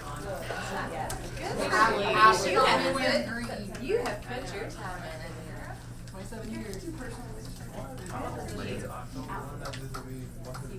Thanks for not So you have to go after Saturday. All women, you have to go the first couple months. So if I could call you back, I'm going to ask you to take just a moment to get set on the right page. So if everybody would turn to the tab for Setting and Achieving Goals, and just have in front of you the page that is the unit overview. It's the page that has the little icon in the top right corner, and it has the name of the skill written at the top in blue. Unit 1, Setting and Achieving Goals. Looks like this. You are right. You are right. So I will just share with you that this page will be really critical to pay attention to every time you start a new unit, because honestly, if you have the time, I would highly recommend before you moved into a new skill that you would review the chapter in the textbook, because it's amazing and it really, helps to clarify and kind of explain some of the thinking behind some of the different pieces, the principles, the concepts, or the activities that you'll see in your lessons. So reading the chapter could be incredibly helpful, but if you can't, or even if you do, this unit overview is the synthesis. This unit overview kind of pulled out, here are all the most important ideas about this particular skill, just to kind of frame the lessons that are going to follow. So, because I want to emphasize the importance of really analyzing the unit overview every time, I'm going to ask you to use a strategy that's just a little, as I said, methodical. It's the say something strategy. So what I'm going to ask you to do with your partner is you're going to chunk this. So, for example, the first chunk is the rationale. So both partners, there would be quiet in the room for just a minute or so as both partners silently read that section to themselves. And then when we see that both partners have finished, one person would quietly turn to the other and say, so, say something please. And both people have the opportunity just to offer one thought, one connection, one wondering, whatever it may be, just one thought that emerged when you read that section. After both partners have said something brief, it needs to be fairly brief, then we turn to the next chunk, silent reading time again, pause and say something. And we just repeat that process through the entire unit overview. That includes the second page. There is a second page to this where you'll see the 5-step model. Okay? What questions do you have about that strategy that I'm asking you to use? Nope, you are only working, thank you for that question. You are only working on the 2 pages that are in your binder. You do not have to be using your textbook right now. What other questions do you have? All right, then please start reading that first chunk.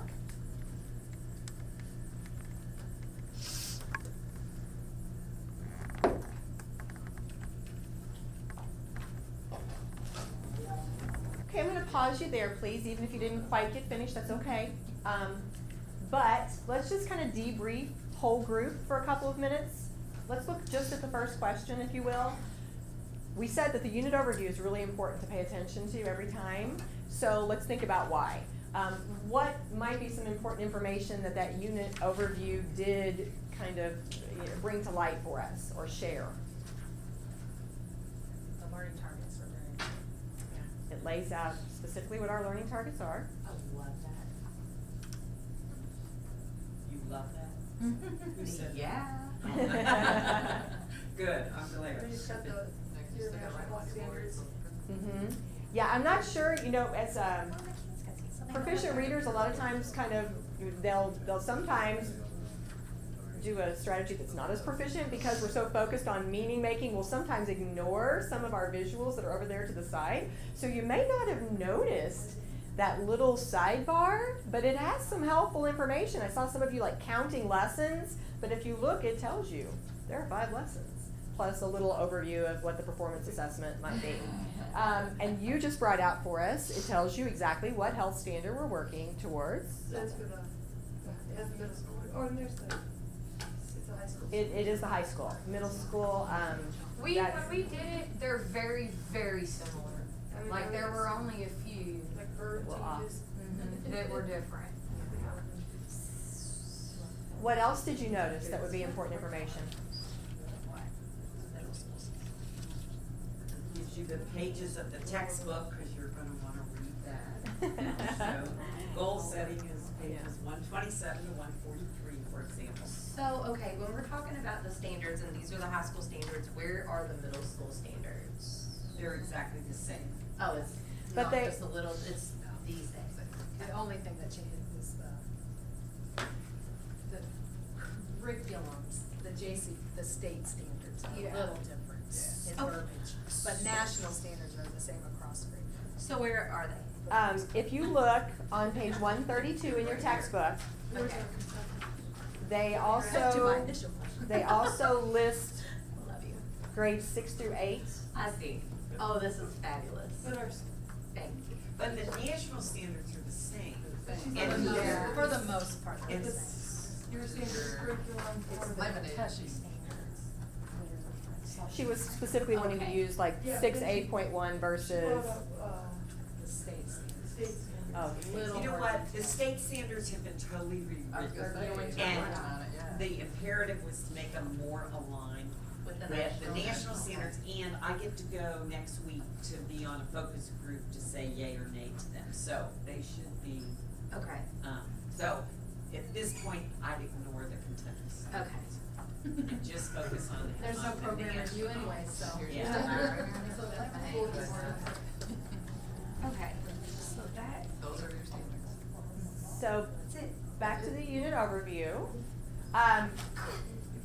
The piece about the skill cues, I think will be crucial to pay attention to because obviously you're going to be teaching those and modeling those and asking the kids to practice those and assessing those. So that's a really important piece.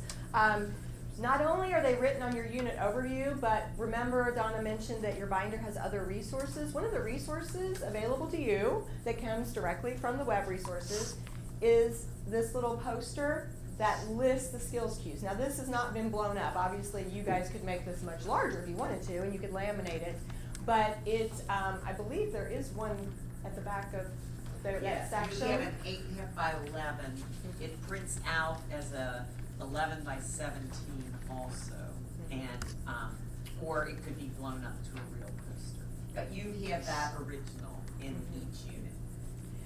So when you look at the skills cues, you can see that the students have to follow those 5 steps, but then on your chart it kind of breaks out, what do we mean by a SMART goal? Because that's something that needed a little extra explanation. So these are the 5 skill cues, and then you kind of have on your right-hand column, and by the way, here's what a SMART goal is.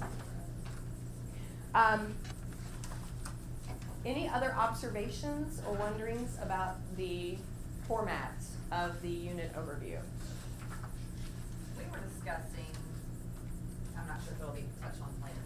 So, I always do goal setting, and it lasts a week. And they set these goals, a short-term goal on one side of a visual that we do, and then a long-term on the other side. And then we never touch it again.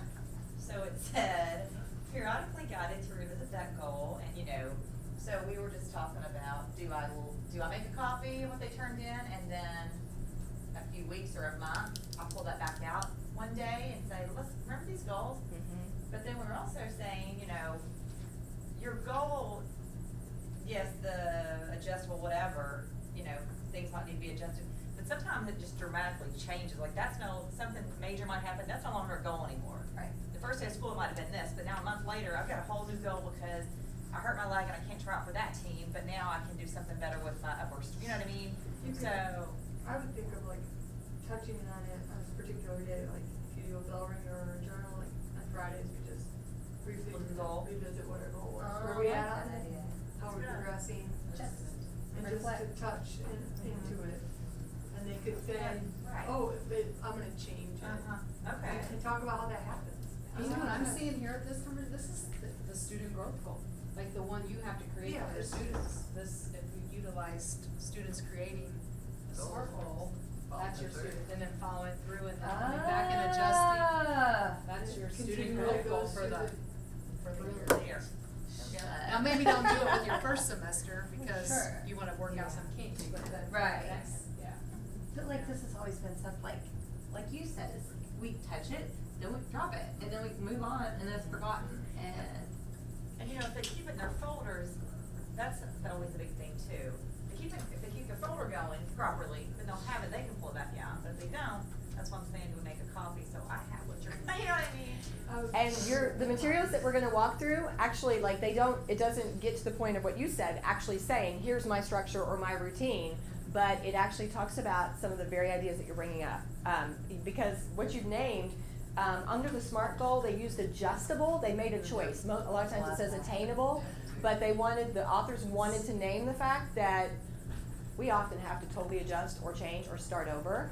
And one of the pieces that we're going to see as we walk through the lessons is that you're going to provide students with support, like you're going to give them some type of a graphic organizer that's going to help them scaffold into writing a SMART goal. So it may be that you're like, so-and-so, you have reflected, you have realized you can no longer implement this goal, it's no longer relevant to you, therefore, here you go, set a new one.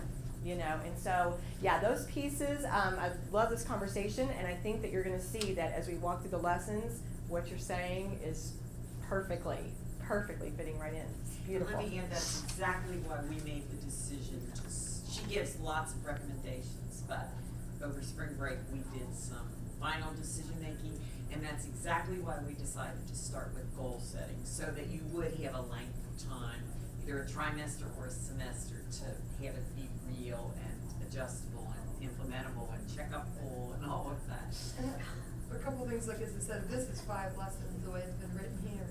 But if we realized we could take this deeper and add things to it and make it 10, it's like we'll have 18 weeks with our 6th and 8th graders. We can do that, right? Yeah. I mean, we have flexibility. We're living and breathing. Yeah, we can do whatever we want. I think the main thing would just be to remember to think about your pacing so that you can also delve into the other skills. Yeah, but there's 7 skills. Absolutely. 18 weeks. Yeah. We have more than 5 lessons, and we could spend on this. I have to do an official scope and sequence or kind of curriculum map, and partly I wanted to see, you know, what happened today to set that in stone, or not in stone, but to give you a help, you know, you have this many days, that kind of thing. But also then, as some of these lessons with community partners are developed, for example, my goal is that sex ed would not be taught in isolation anymore, but, you know, it would be taught in pieces, you know, as your decision-making around sexual health and so on, and all of those other community partners. So do you see how it's all gonna merge together? Parents would probably like your units opt out. Exactly. But it just, you gotta find out everything. I think that's how life is. I have one player, because I have one life, I don't have school players. Okay, we're not going there. So, we've already actually, I think, addressed the second question through some of our conversations. We've already started to think about some of those pieces that are going to show up, such as, what about implementing this across the course of the semester? Or how are we going to have those opportunities to actually build in reflection and implementation and that type of thing? So, we're going to now turn to lesson 1. And I wanted to put that visual and the cue. This will be fast forward. You know, we want you to leave comfortable, but we also recognize we've got to move to get you through 3 units. So in some cases, we'll have to kind of push our pace a little bit, but always feel free to, you know, yell out or raise a hand and say, can we delve into this a little more deeply? Or I'm confused here. So please feel free to make this informal and meet your needs. And before we move off this second page, I just want to point out the obvious of one thing. This is that ladder, those 5 steps, but we inverted it because she has step 1 is foundational on the bottom, but nobody reads bottom to top. So they're color coordinated the same way. So step 1, she has at the bottom, is the biggest, and it's purple. But because you're going to teach in this order, we kept the colors that we just, and this model is the same for all 7 of those standards, but the content, like what that looks like for goal setting, is specific for each lesson, okay? Yeah, thank you, Donna. If you want to flip to page 129 in your book for just a minute, you'll see the 5-step model from the book version, and you'll notice that it's exactly what's been put into your unit overview, copied into your unit overview, but as Donna said, just in an inverted format. Glad you remembered to bring that up. So moving to lesson 1, we're going to use a different strategy. I'm going to ask you to read silently over lesson 1 with this purpose in mind. Because this is the first lesson that you're reading, I'm going to ask you to kind of have one part of your brain just paying attention to formatting issues. Just what am I noticing about how these lessons are written up? So that's one focus. But the second focus is, how am I seeing the 5-step models in here? And I'll give you a spoiler alert. You're gonna be looking towards step 1. How am I seeing? What am I seeing that relates to step 1 here? You know, be thinking about those 2 pieces as you read, okay? I'll go ahead and let you do that silently. When you see that both you and your partner have made it to the end of lesson 1, just touch in briefly, please, about your noticings.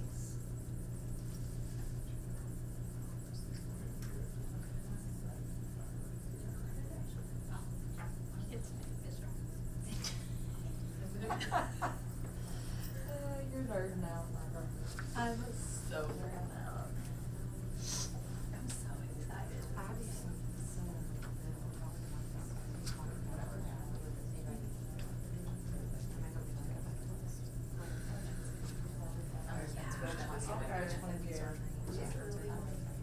I like it. Yeah, because it is different. Yeah.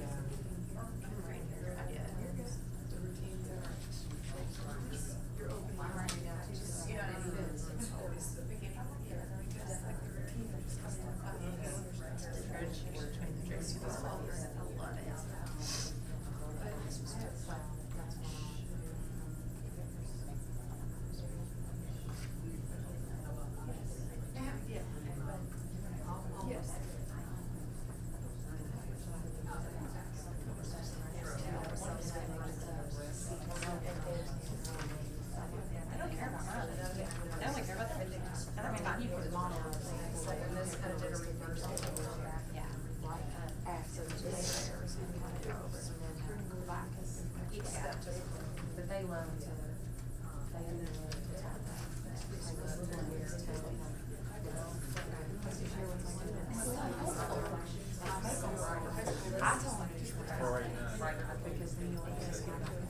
yeah, some people don't have to, yeah, right. Right. Yeah. So at least, you know what I'm saying, just love this one shot. It's everything for kids down, and then that would be a great way to. It wouldn't be so abstract, it's actually practice. I'm sorry,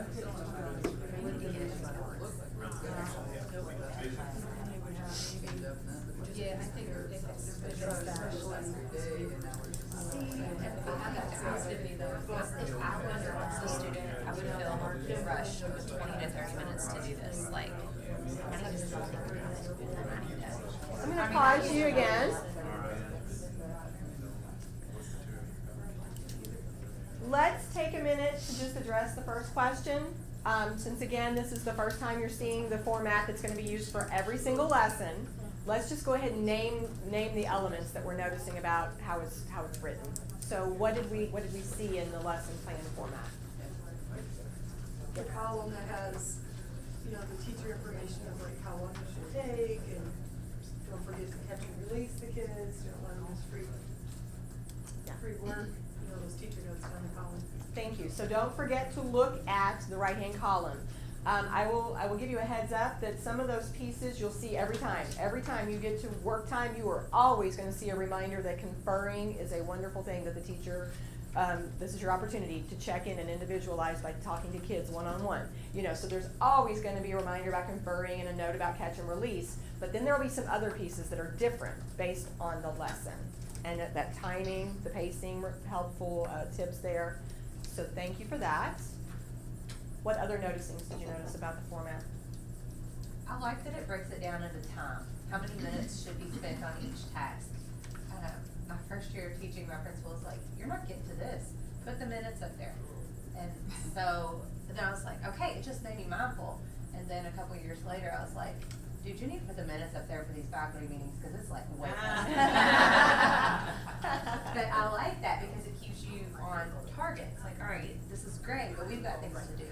So Another thing on the chunking is I feel like you keep your kids' attention better rather than we go in and it's 60 minutes of the same thing. Or in my case, 70 minutes of the same thing. So that's a long time to do the same thing. In terms of, you've kind of mentioned the different chunks. what do you notice about that format that it's in? It's Introduction, It's it's in in the modeling, you know, then the actual practice and then. It's in workshop format. Yeah. It's in workshop format. So every time we have some kind of an opener that activates our background knowledge or gets us thinking about what's coming. Every time there is a brief mini lesson where some type of setup and instruction is given to get the kids ready to do some work and engage in meaningful activity. Every time the kids get to remember one of the qualities of skills-based instruction is that it has to be participatory. They have to engage, they have to talk, they have to be hands-on. So every lesson has work time where they are active. And every lesson has that final stage of workshop where you point them back towards the learning targets. What was it you were supposed to take away from this lesson? There's that moment to bring closure or to remind them we're not just about the fun activity that we did. What were we supposed to learn during this lesson? So that's the workshop format that it's been written in. So do they write at this time? Which part In are you the at? sharing and reflection, like is that a written? And there's teacher discretion there because you could, like, a lot of times the lessons are written and it'll say journal or it'll say turn and talk. But the teacher could always say, oh, this was supposed to be a journal. I only have 2 minutes left of class. So everybody's, we're going to do it as a think, pair, share. Everybody silently decide how you would answer this question. Turn and tell somebody. I'm going to randomly call and forward you. I mean, you could always modify. Yeah. Other noticings about the lesson plan formats.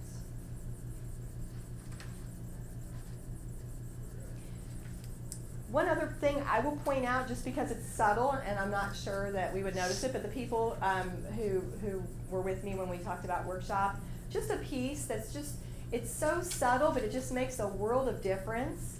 But every time you get to the end of mini lesson, before you move into work time, it always has this little standard statement that says, teacher explains clearly the procedures for how blah, blah, blah, the activity, whatever it is, will go, including expectations for behavior and interactions. Because that's just one of those standard teacher moves that sometimes when we're busy we forget to do.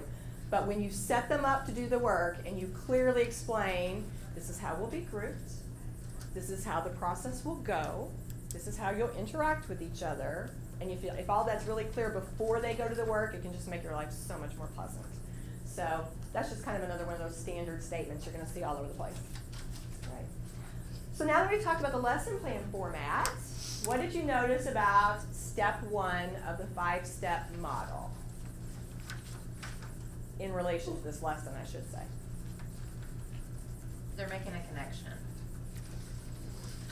Yes. Introducing it. So we definitely introduced the skill, right? Because if you look at step 1, that's the name of this step is skill introduction. Did we introduce the idea of goal setting, or was it mentioned in there? Do we know we're heading towards that? Goals and dreams were. Okay. Why did they bring in dreams? When you look at the bullets under skill introduction, what was the purpose of even talking about dreams? Because a lot of times kids, well, in general, I mean, they're invincible, so they all want to become a professional athlete, and it's so far away. It's their dream, and they might have goals along the way, but that's not like concrete stuff. Yeah, and you said a really important phrase in there. You said they all have these dreams, and you said of being or whatever. But that piece, they all have dreams. When you look back, this was the author's attempt. We pulled this directly from an idea in their book. This was their author's attempt to get that relevance. The so what? Hey, we've all got dreams. We all have things we want to accomplish. This is the back door. This is the lead-in to how this skill of goal setting can help you. Whether your dream is something like being a rock star, or whether it's making the cuts for the basketball team, whatever it is, you've got them. You've got dreams. You've got goals. This is a skill that's going to help you with that. So that was the author's attempt to establish relevance and the so what piece. Okay? Now, this is the only place, it didn't go directly to health here. The rest of the lessons will go directly towards health, but this one was more general, just to hook them. Let's just make you understand goals are important and that you need them, and that in real life, these help you accomplish your dreams, and from here on out, you'll see health brought in. Okay? So we've said the skill was introduced. We know we're heading towards goal setting. Did we see a definition of goal setting in this lesson provided to the students? Yes. Did we see the educational outcomes for this unit conveyed to the students? Did they know by the end of this unit, here is what I want you to be able to do? Did you guys find where that was? Number 3, by the end of the unit, students will establish a long-term health goal that they will pursue over the course of the term. And you would actually tell the kids this. Guys, by the end of this unit, you're going to have set and implemented a goal that you got to pursue throughout this whole course. So this is all said to them up front. They know where they're headed. They know their educational outcomes. They know their educational outcomes for this lesson because you gave them the learning targets. So in terms of that step 1, we addressed that. Could we have addressed it a different way? Sure. We just pulled some ideas from the textbook. This is one way to address it, but this lesson was designed for the step 1. What about the vision board? Raise your hand, please, if you've used the vision board before. Okay. Not with class, but.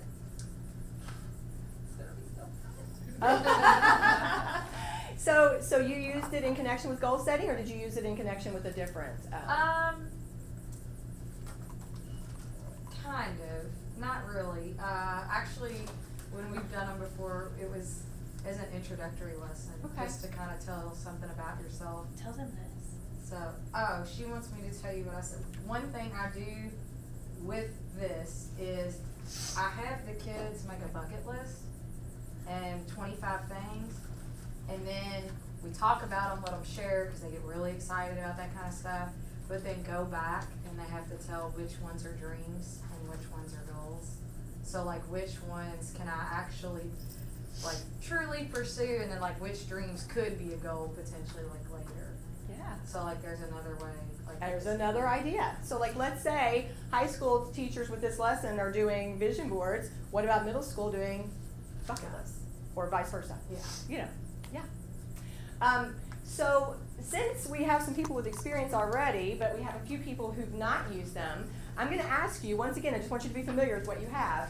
If you flip back in your binder to, it's almost at the end of this tab, it's about 3 or 4 from the back of this section. It's called Activity 3, Vision Board.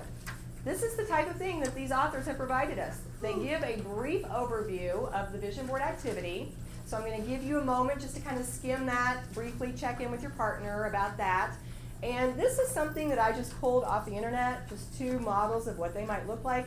Your guys, you can share insights if they didn't look like this. You can give us some tips, but I'll give this to you too in case it's helpful. Maybe a little more scattered. Not like I'm sorry? put on there. I made it for myself.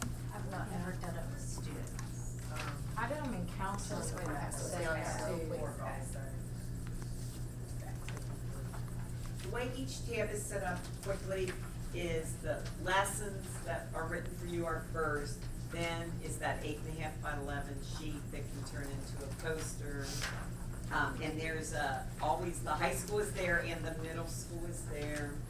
And then the web, some of the web resources that the textbook author has created and are online, and I printed those off.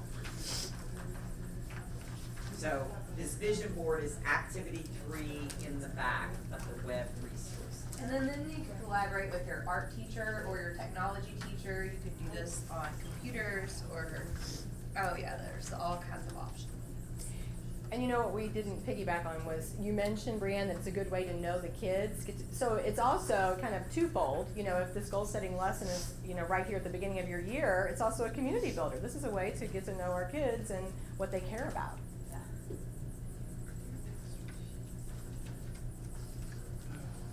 Don, are these little posters like part of the web resources that come in? They are.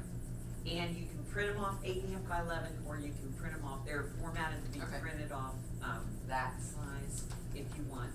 And or they could be blown up in CRC. But we can't get to them until you give us the code? Or can we get to them? Well, You need the code. I have to give you the code, which Okay. I'll do at the end of the day. But you already have, that's the original, so you could. Is it in the beginning of your textbook?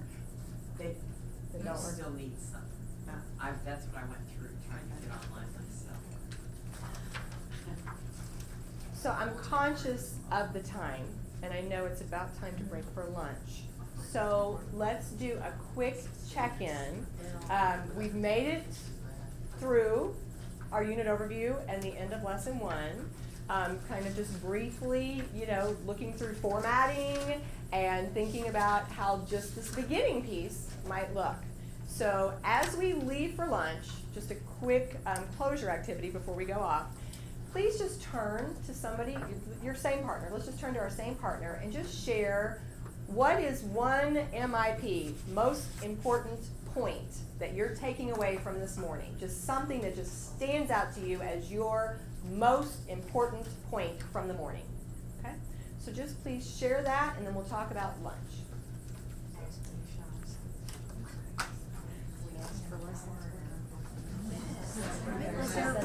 Relevant lessons and their activity-based lessons. It's not the same old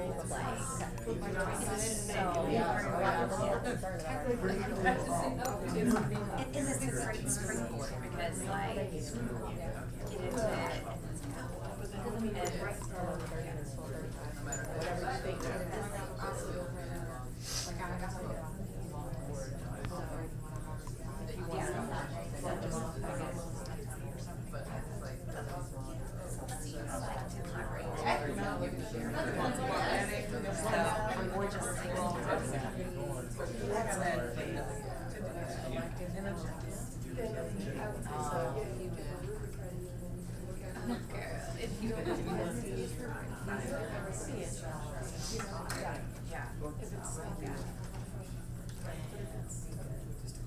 Can we just hear 3 MIPs? Just 3 people who will share an MIP from the morning. Thank you. I was telling her, main thing I got is just whatever you teach, just make sure it's connected to some type of skill that they can actually use during a lesson. So you came away with the importance of that skill. I mean, how important that is. Thank you. We kind of both said that this is a wonderful springboard to kind of, especially since it's going to be her first year teaching health, but like to get you started into this skill space. Thank you. I feel, since I haven't taught health in years, I don't have to undo anything. So, like, I feel I'm very, like, I'm open, because I don't have, like, my USB with all my stuff. I have my memory documents. I have my suitcase, but it's not in a structured where I'm like, all that work went to waste. I have to recreate it and start over the sheet. I have to do that anyway, so. All right.